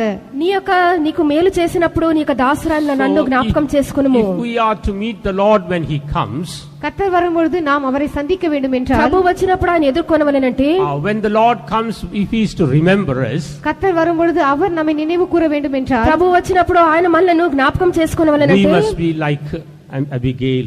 நாம் அபிகாயிலை போல் இருக்க మనం வேண்டும். అబీగయిలు వలె ఉండవలెను. We have to destroy all the negative qualities of Nabal in our life. நம்முடைய ஜீவிதத்திலே காணப்படுகிறதான நாபாலின் எதிர்மறையான தன்மைகளை எல்லாம் நாம் அழித்து போட మనలో வேண்டும். ఉన్నటువంటి నాబాలు యొక్క వ్యతిరేకమైన గుణములు తీసివేయవలెను. And we must possess all the good qualities of Abigail in our life. நம்முடைய ஜீவிதத்திலே அபிகாயிலின் எல்லா நல்ல தன்மைகளையும் உடையவர்களாக நாம் இருக்க வேண்டும். అబీగయిలు యొక్క సద్గుణములను మన యొక్క జీవితంలో మనం కలవారమై ఉండవలెను.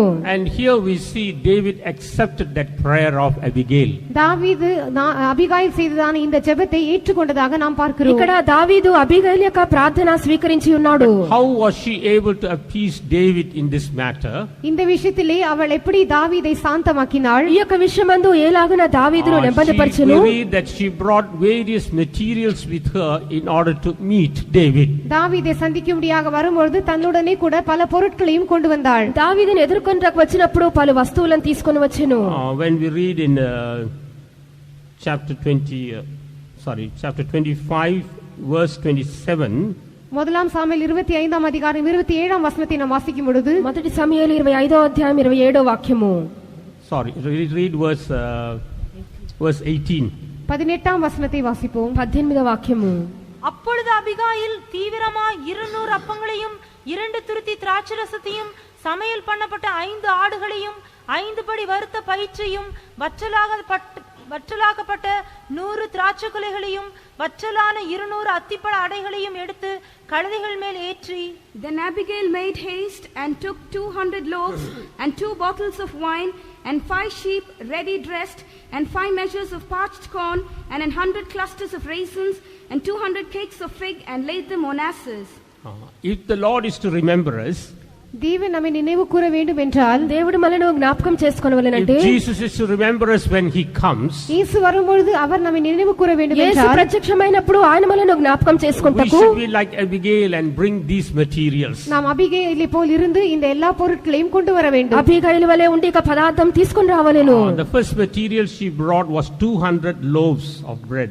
அவள் கொண்டு வந்ததான முதலாவது பொருள் 200 அப்பங்கள். మొట్టమొదటి పదార్థము 2 వల్లదల రొట్టెలు. This 200 loaves of bread shows two perfections in our life. இதை 200 அப்பங்கள் என்பது நம்முடைய ஜீவிதத்திலே காணப்படுகிறதான 2 விதமான பூரணங்களை பற்றி பேசுகிறது. 200 రొట్టెలను చెప్పినప్పుడు మన జీవితంలోని 2 సంపూర్ణతలు.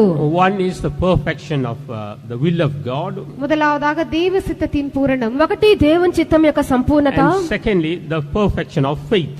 இரண்டாவதாக விசுவாசத்தின் பூரணம். రెండవది విశ్వాసం యొక్క సంపూర్ణత.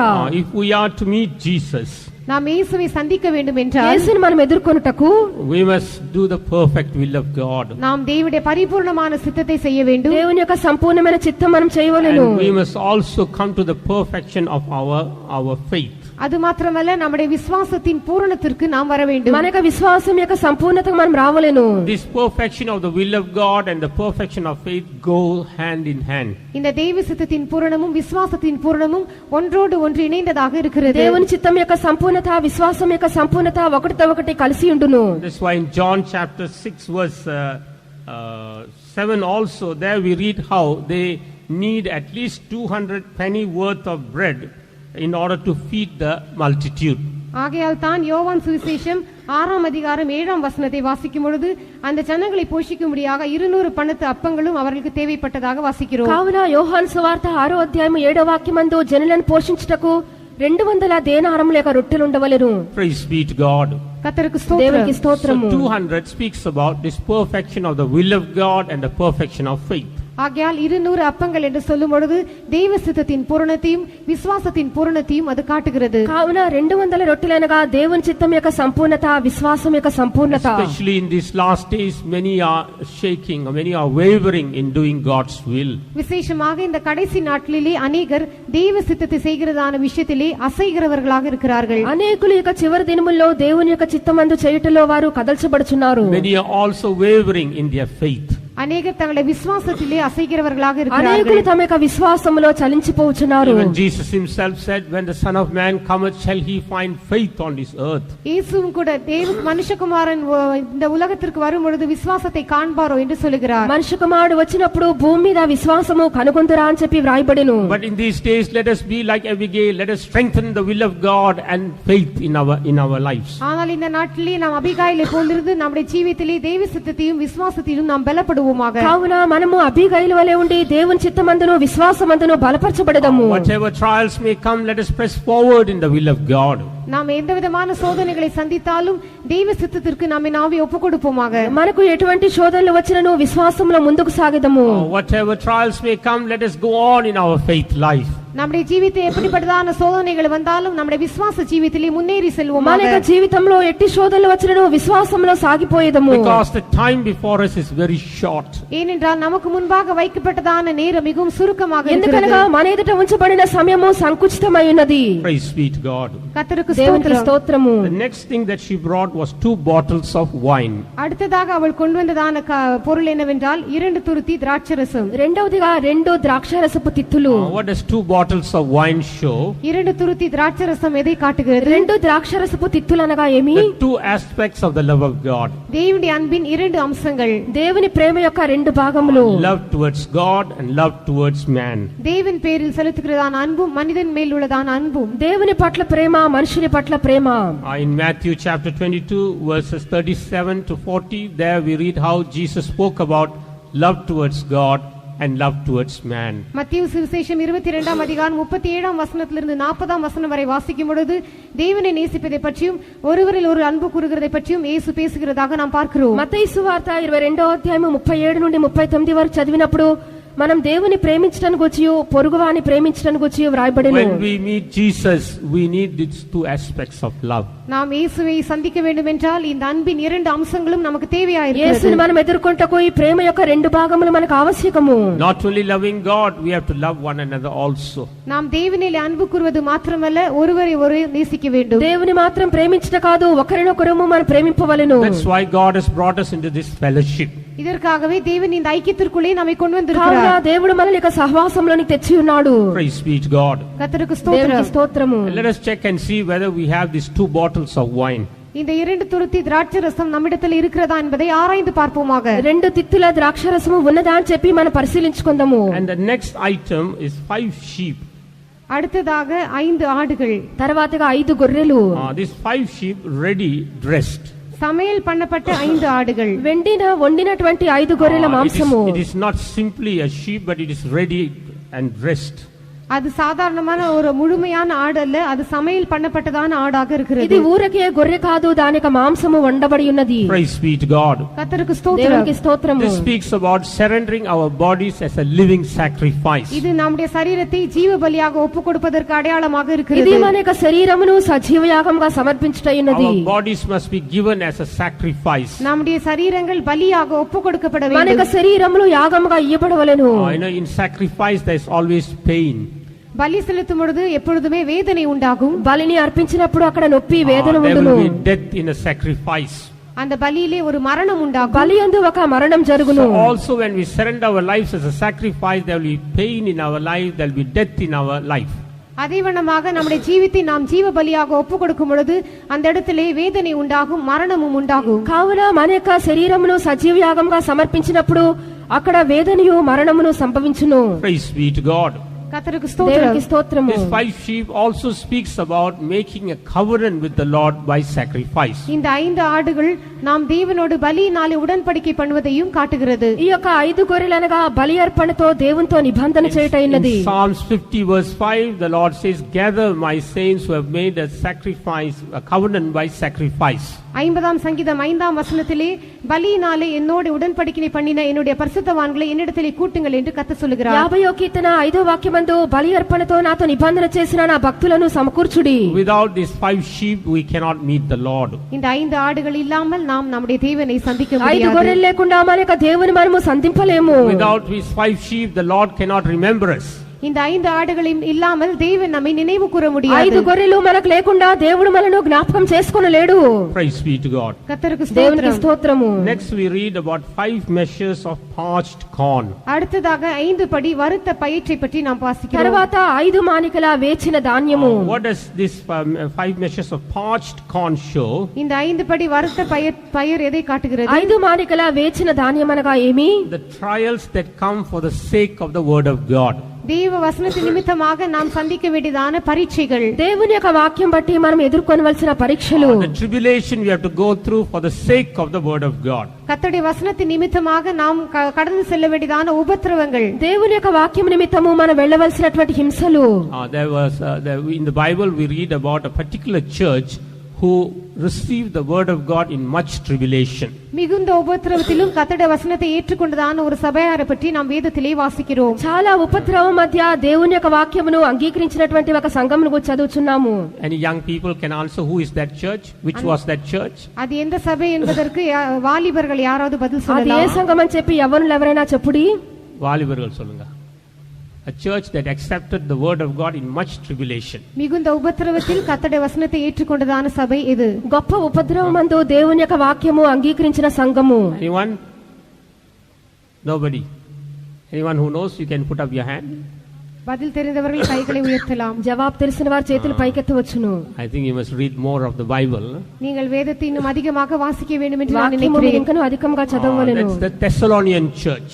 அதுதான் தெசலோனிக்கேயில் உள்ளதான சபை. దశలోనిక సంఘము. In 1 Thessalonians chapter 1 verse 6 we read how they received the word of God in much tribulation. முதலாம் தெசலோனிக்கேயர் 1ஆம் அதிகாரம் 6ஆம் வசனத்திலே எப்படி அவர்கள் மிகுந்த உபத்திரவத்தின் மத்தியிலே வசனத்தை ஏற்றுக்கொண்டார்கள் என்று நாம் பார்க்கிறோம். మొదటి దశలోనిక మొదటి అధ్యాయము 6వ వాక్యమందు గొప్ప ఉపద్రవమందు ఎలాగున వాక్యం వారు అంగీకరించి ఉన్నారో చూస్తున్నాము. As time does not permit, I won't be able to elaborate more.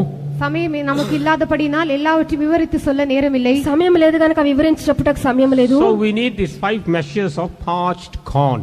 இந்த 5 படி வறுத்த பயிர் நமக்கு தேவையாக 5 இருக்கிறது. మానికల వేచిన ధాన్యం మనకు కావలెను. We must only go with this parched corn in order to meet Jesus. இயேசுவை சந்திக்கும்படியாக இந்த வறுத்த பயிற்றோடு நாம் செல்ல வேண்டும். యేసును మనం ఎదుర్కొంటకు వేచిన ధాన్యంతో మనం వెళ్ళవలెను. Next we read she brought in 100 clusters of raisin. அடுத்ததாக வற்றலாக்கப்பட்ட 100 திராட்சை கொலைகளை கொண்டு வந்ததாக பார்க்கிறோம். దాని పిదప 100 ద్రాక్ష గెలలు ఎండిపోయినవి తీసుకొని వచ్చెను. What is raisin? இந்த வற்றலாக்கப்பட்டதான திராட்சை கொலைகள் என்ன? ఎండిన ద్రాక్షలు అనగా ఏమి? It has gone through much tribulation and trials. அது அதிகமான உபத்திரவத்தின் வழியாக சோதனைகளின் வழியாக கடந்து சென்றிருக்கிறது. అనేకమైనటువంటి శోధనలు శ్రమల ద్వారా వెళ్ళి ఉన్నది. But still it has not lost its sweetness.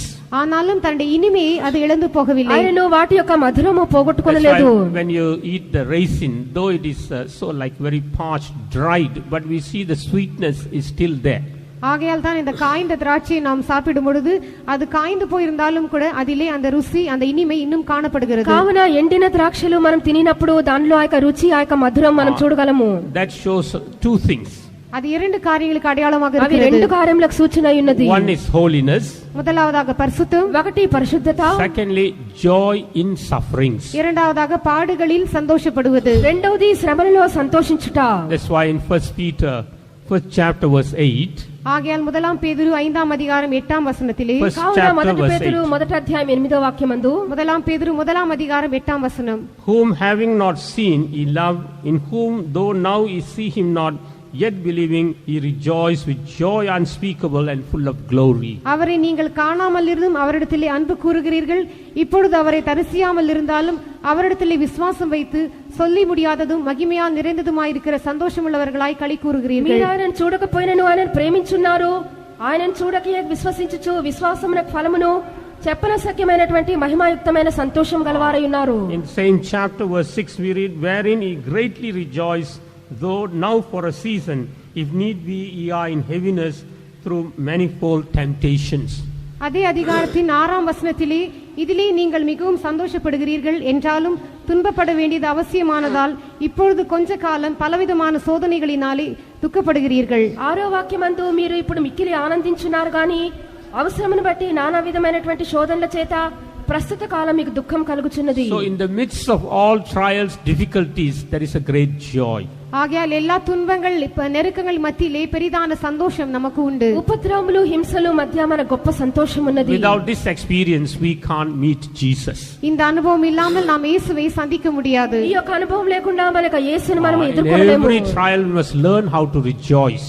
ஒவ்வொரு பரீட்சையிலும் நாம் எப்படி சந்தோஷப்பட வேண்டும் என்பதை நாம் விளங்கிக் கொள்ள வேண்டும். ప్రతి పరీక్ష యందును మనం సంతోషించట In నేర్చుకోవలెను. every sufferings, we must learn to rejoice. எல்லா பாடுகளிலும் சந்தோஷப்படும்படியாக நாம் கற்றுக்கொள்ள வேண்டும். ప్రతి శ్రమ యందు సంతోషించట మనం నేర్చుకోవలెను. Next, we read about 200 cakes of figs. அடுத்ததாக 200 அத்தி அடைகளை பற்றி நாம் வாசிக்கிறோம். తర్వాతగా 200 అంజూరపు అడలు. What does figs show? இந்த அத்தி பழம் எதை காட்டுகிறது? అంజూరం దేనిని సూచించినది? Fig tree shows our ministry. அத்தி மரம் என்பது நம்முடைய ஊழியத்திற்கு அடையாளமாக இருக்கிறது. అంజూరపు చెట్టు మన యొక్క సేవకు సూచన. In Proverbs 27 verse 18, we understand that fig tree speaks about the ministry we do for the Lord. நீதிமொழிகள் 27ஆம் அதிகாரம் 18ஆம் வசனத்தை வாசிக்கும் பொழுது அத்தி மரம் என்பது நாம் தேவனுக்கு செய்கிறதான ஊழியத்திற்கு அடையாளமாக இருப்பதை நாம் பார்க்கிறோம். సామెతలు 27వ అధ్యాయము 18వ వాక్యమందు అంజూరపు చెట్టు మనం చేయనటువంటి సేవకు సూచన అయ్యున్నది. Praise be to God. கர்த்தருக்கு ஸ்தோத்திரம். దేవునికి స్తోత్రము. In the life of Jesus, we read about two particular fig tree. இயேசுவின் ஜீவித்தை நாம் பார்க்கும் பொழுது இரண்டு விதமான அந்த அத்தி மரங்களை பற்றி நாம் பார்க்கிறோம். యేసు యొక్క జీవిత కాలమందు మనము రెండు విధమైన అంజూరపు చెట్టును చూస్తున్నాము. Luke 13:6 speaks about the fig tree that was in the vineyard.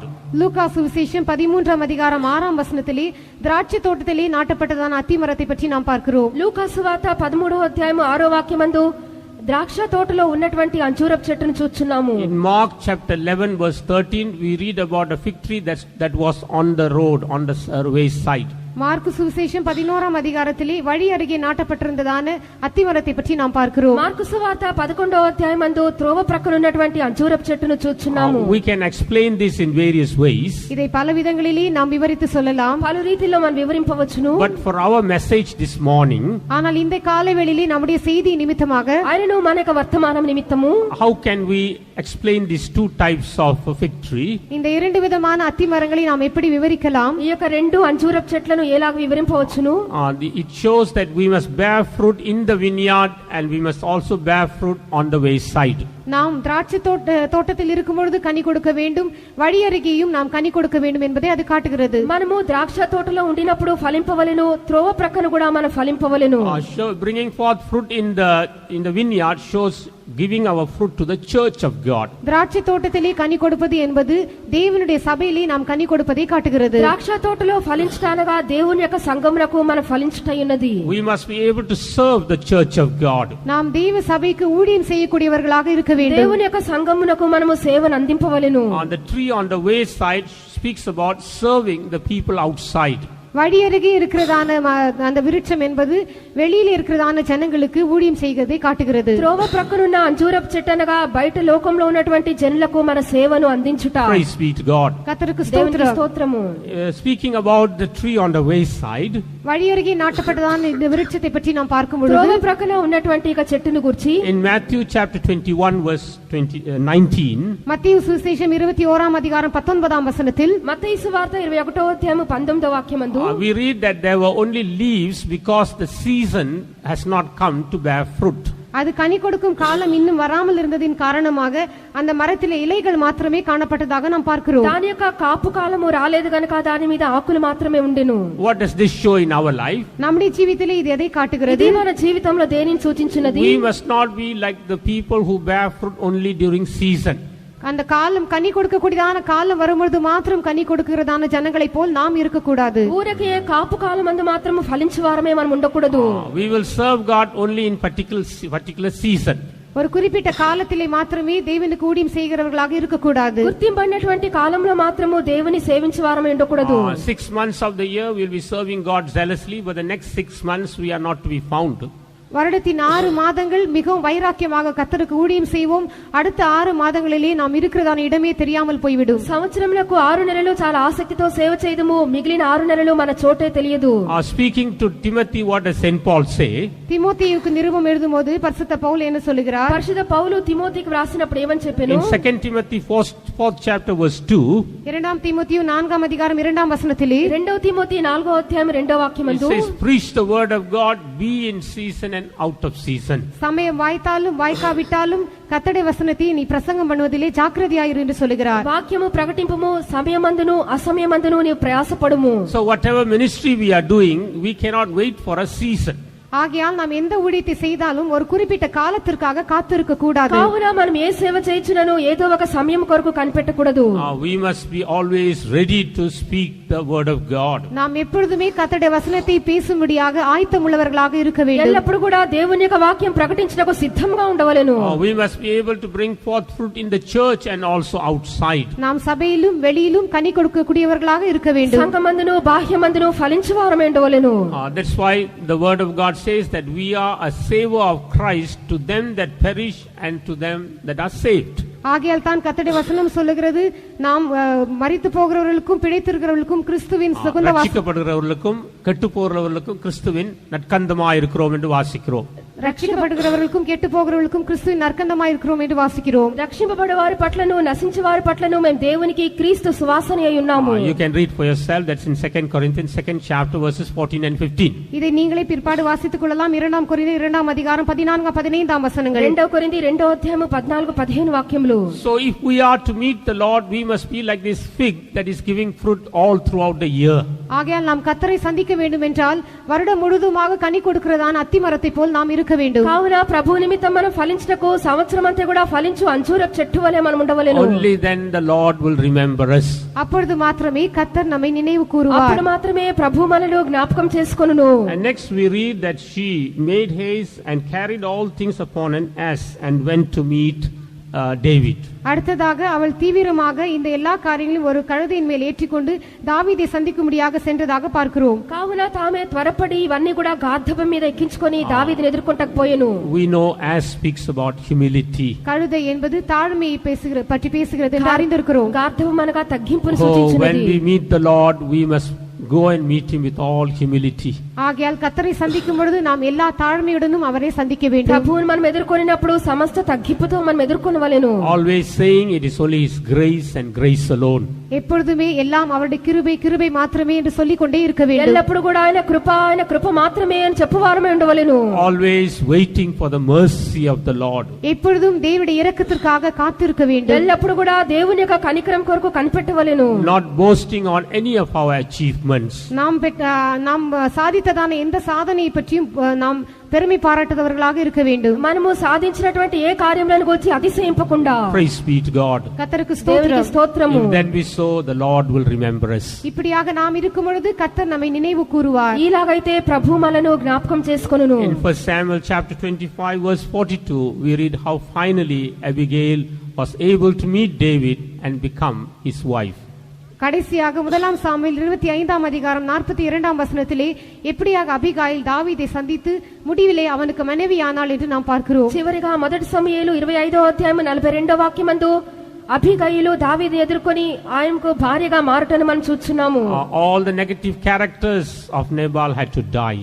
நாபாலில் காணப்பட்டதான எல்லா எதிர்மறையான சுபாவங்களும் மரிக்க வேண்டியதா இருந்தது. నాబాల్లో ఉన్నటువంటి వ్యతిరేకమైన స్వభావాలను కూడా మరణింపవలెను. And all the good qualities must be formed in Abigail. எல்லா நல்லதான தன்மைகளும் அபிகாயிலே காணப்பட வேண்டும். సద్గుణములన్నీ కూడా అబీగయిల్లో ఉండవలెను. Then David will remember. அப்பொழுது தாவீது அவளை நினைவு கூறுவார். అప్పుడు దావీదు జ్ఞాపకం David చేసుకొనును. remembered Abigail. தாவீது அபிகாயிலை நினைவு கூர்ந்தான். దావీదు అబీగయిలును జ్ఞాపకం చేసుకొనెను. He sent his servants and brought her. அவன் தன்னுடைய ஊழியக்காரர்களை அனுப்பி அவளை கொண்டு வந்தான். ఆయన తన యొక్క దూతలను పంపి ఆమెను తీసుకొని వచ్చెను. And she was accepted by David. அவள் தாவீதினால் அங்கீகரிக்கப்பட்டாள். దావీదు చేత స్వీకరింపబడెను. The Lord must accept us when he comes in the mid-air. தேவன் நடுவானிலே வெளிப்படும் பொழுது நம்மை ஏற்றுக்கொள்ள வேண்டும். యేసు మధ్యాకాశంలో ప్రత్యక్షమైనప్పుడు మనల్ని అంగీకరింపవలెను. The Lord must remember us when he comes for the saints. தேவன் பரிசுத்தவான்களுக்காக வரும்பொழுது நம்மை நினைவு கூற வேண்டும். దేవుడు పరిశుద్ధుల కొరకు వచ్చినప్పుడు మనల్ని జ్ఞాపకం Shall we చేసుకోవలెను. all surrender our lives this morning? இந்த காலை வேளையிலே நம்முடைய ஜீவியங்களை ஒப்பு ఇక கொடுப்போமாக. ఉదయ కాలంలో మన యొక్క జీవితములను సమర్పించేదము. Let the Lord take away those things that ought to be taken away and grant us those beautiful qualities that we need to meet Him. நம்மிடத்திலிருந்து எடுத்து போடப்பட வேண்டியதான எல்லா சுபாவங்களையும் கர்த்தர் எடுத்து போட்டு அவரை சந்திக்கும்படியாக தேவையான எல்லா நன்மையான சுபாவங்களை தேவன் நமக்கு தருவாராக. మన ఎదురు నుండి తీసివేయవలసినటువంటి స్వభావములను కూడా ప్రభు తీసివేసి ఆయన ఎదుర్కొంటకు తగినటువంటి సద్గుణముల చేత మన నింపనిము. If you find that you are lacking in any of these divine qualities, cry out and say, Lord, remember me. இந்த தெய்வீகமான சுபாவங்களிலே ஏதாவது ஒன்றிலே நீங்கள் குறைவுள்ளவர்களாக எண்ணுவீர்கள் என்றால் கர்த்தாவே என்னை நினைத்தருளும் என்று கூக்குரலிடுங்கள். ఈ యొక్క దైవికమైన స్వభావంలో ఏదైనా లేకుండా ఉండినట్లయితే ప్రభువా నన్ను జ్ఞాపకం చేసుకోనమని చెప్పి కేకలు వేయుడి. Let us all be on our knees. நாம் எல்லாரும் మనమందరం మోకరించెదము. Let us cry to the Lord. நாம் கர்த்தரை நோக்கி கூக்குரலிடுவோமாக. దేవునికి మొరపెట్టెదము. Let the Lord hear our cry. தேவன் நம்ம கூக்குரலை கேட்கட்டும். దేవుడు మన యొక్క మొర విననిము. Let the Lord answer our cry. தேவன் நம்முடைய ஜெபங்களை பதில் கொடுக்கட்டும். దేవుడు మన యొక్క మొరను ఆలకింపనిము. Let us cry for a man child. நாம் ஒரு ஆண் பிள்ளைக்காக கூக்குரலிடுவோமாக. మగ పిల్ల కొరకై మొరపెట్టెదము. Cry that the Lord may remember us in His kingdom. தேவன் தம்முடைய ராஜ்யத்திலே நம்மை நினைவு கூறும்படியாக கூக்குரலிடுவோமாக. తన యొక్క రాజ్యంలో దేవుడు జ్ఞాపకం చేసుకున్నట్లుగా మనము మొరపెట్టెదము. Let the Lord remember us and reveal to us what He's going to do in this land. தேவன் இந்த தேசத்திலே என்ன செய்ய போகிறார் என்பதை சொல்லும்படியாக நம்மை நினைவு கூறட்டும். దేశంలో ప్రభు ఏం చేయబోతున్నాడని చెప్పుటకై మన జ్ఞాపకం చేసుకొనిము. Let the Lord remember us and grant us all His beautiful qualities. தேவன் நம்மை நினைவு கூர்ந்து தம்முடைய எல்லா அழகான சுபாவங்களையும் நமக்கு தரட்டும். దేవుడు మనల్ని జ్ఞాపకం చేసుకొని అంతమైన స్వభావం మనకు అనుగ్రహింపనిము. Even this morning the Lord is moving in our midst. இந்த காலை வேளையிலும் தேவன் நம்ம மத்தியிலே அசைவாடி கொண்டிருக்கிறார். కాలంలో ప్రభు మన మధ్యలో సంచరించున్నాడు. The Lord wants to do a definite work in our lives. நம்முடைய జీవితంలో ஒரு திட்டவட்டமான கிரியை செய்ய தேவன் விரும்புகிறார். క్రియ ప్రభు మన జీవితంలో చేయగోరుచున్నాడు. If we surrender, He is able to do it in our lives. நம்மை நாமே ஒப்புக்கொடுத்தால் அதை நம்முடைய ஜீவிதத்தில் செய்ய வல்லவராக இருக்கிறார். సమర్పించినట్లయితే ప్రభు మన యొక్క జీవితంలో దాన్ని చేయును. Let us surrender our lives. நம்முடைய జీవితం మన ஒப்புக்கொடுப்போமாக. జీవితంలో సమర్పించుదాము. கர்த்தர் நம்மை దేవుడు ஆசீர்வதிப்பாராக. మనల్ని ఆశీర్వదించును గాక. கரையற்ற மனவாட்டி சபையதுவே விரைந்துமே சேர்த்திட மனவாளனாய். கரையற்ற மனவாட்டி சபையதுவே விரைந்துமே சேர்த்திட மனவாளனாய். வரும் வேளை தரிசிக்கவும் திருமுகமே தருவிடும் கிருபை கனிவுடனே. வரும் வேளை தரிசிக்கவும் திருமுகமே தருவிடும் கிருபை கனிவுடனே. கரையற்ற மனவாட்டி சபையதுவை விரைந்துமே சேர்த்திட மணவாளனாய். கரையற்ற மனவாட்டி சபையதுவை விரைந்துமே சேர்த்திட மணவாளனாய். வரும் வேளை தரிசிக்கவும் திருமுகமே தருவிடும் கிருபை கனிவுடனே. வரும் வேளை தரிசிக்கவும் திருமுகமே தருவிடும் கிருபை கனிவுடனே. கரையற்ற மனவாட்டி சபையதுவே விரைந்துமே சேர்த்திட மணவாளனாய். கரையற்ற மனவாட்டி சபையதுவை விரைந்துமே சேர்த்திட மணவாளனாய். வரும் வேளை தரிசிக்கவும் திருமுகமே தருவிடும் கிருபை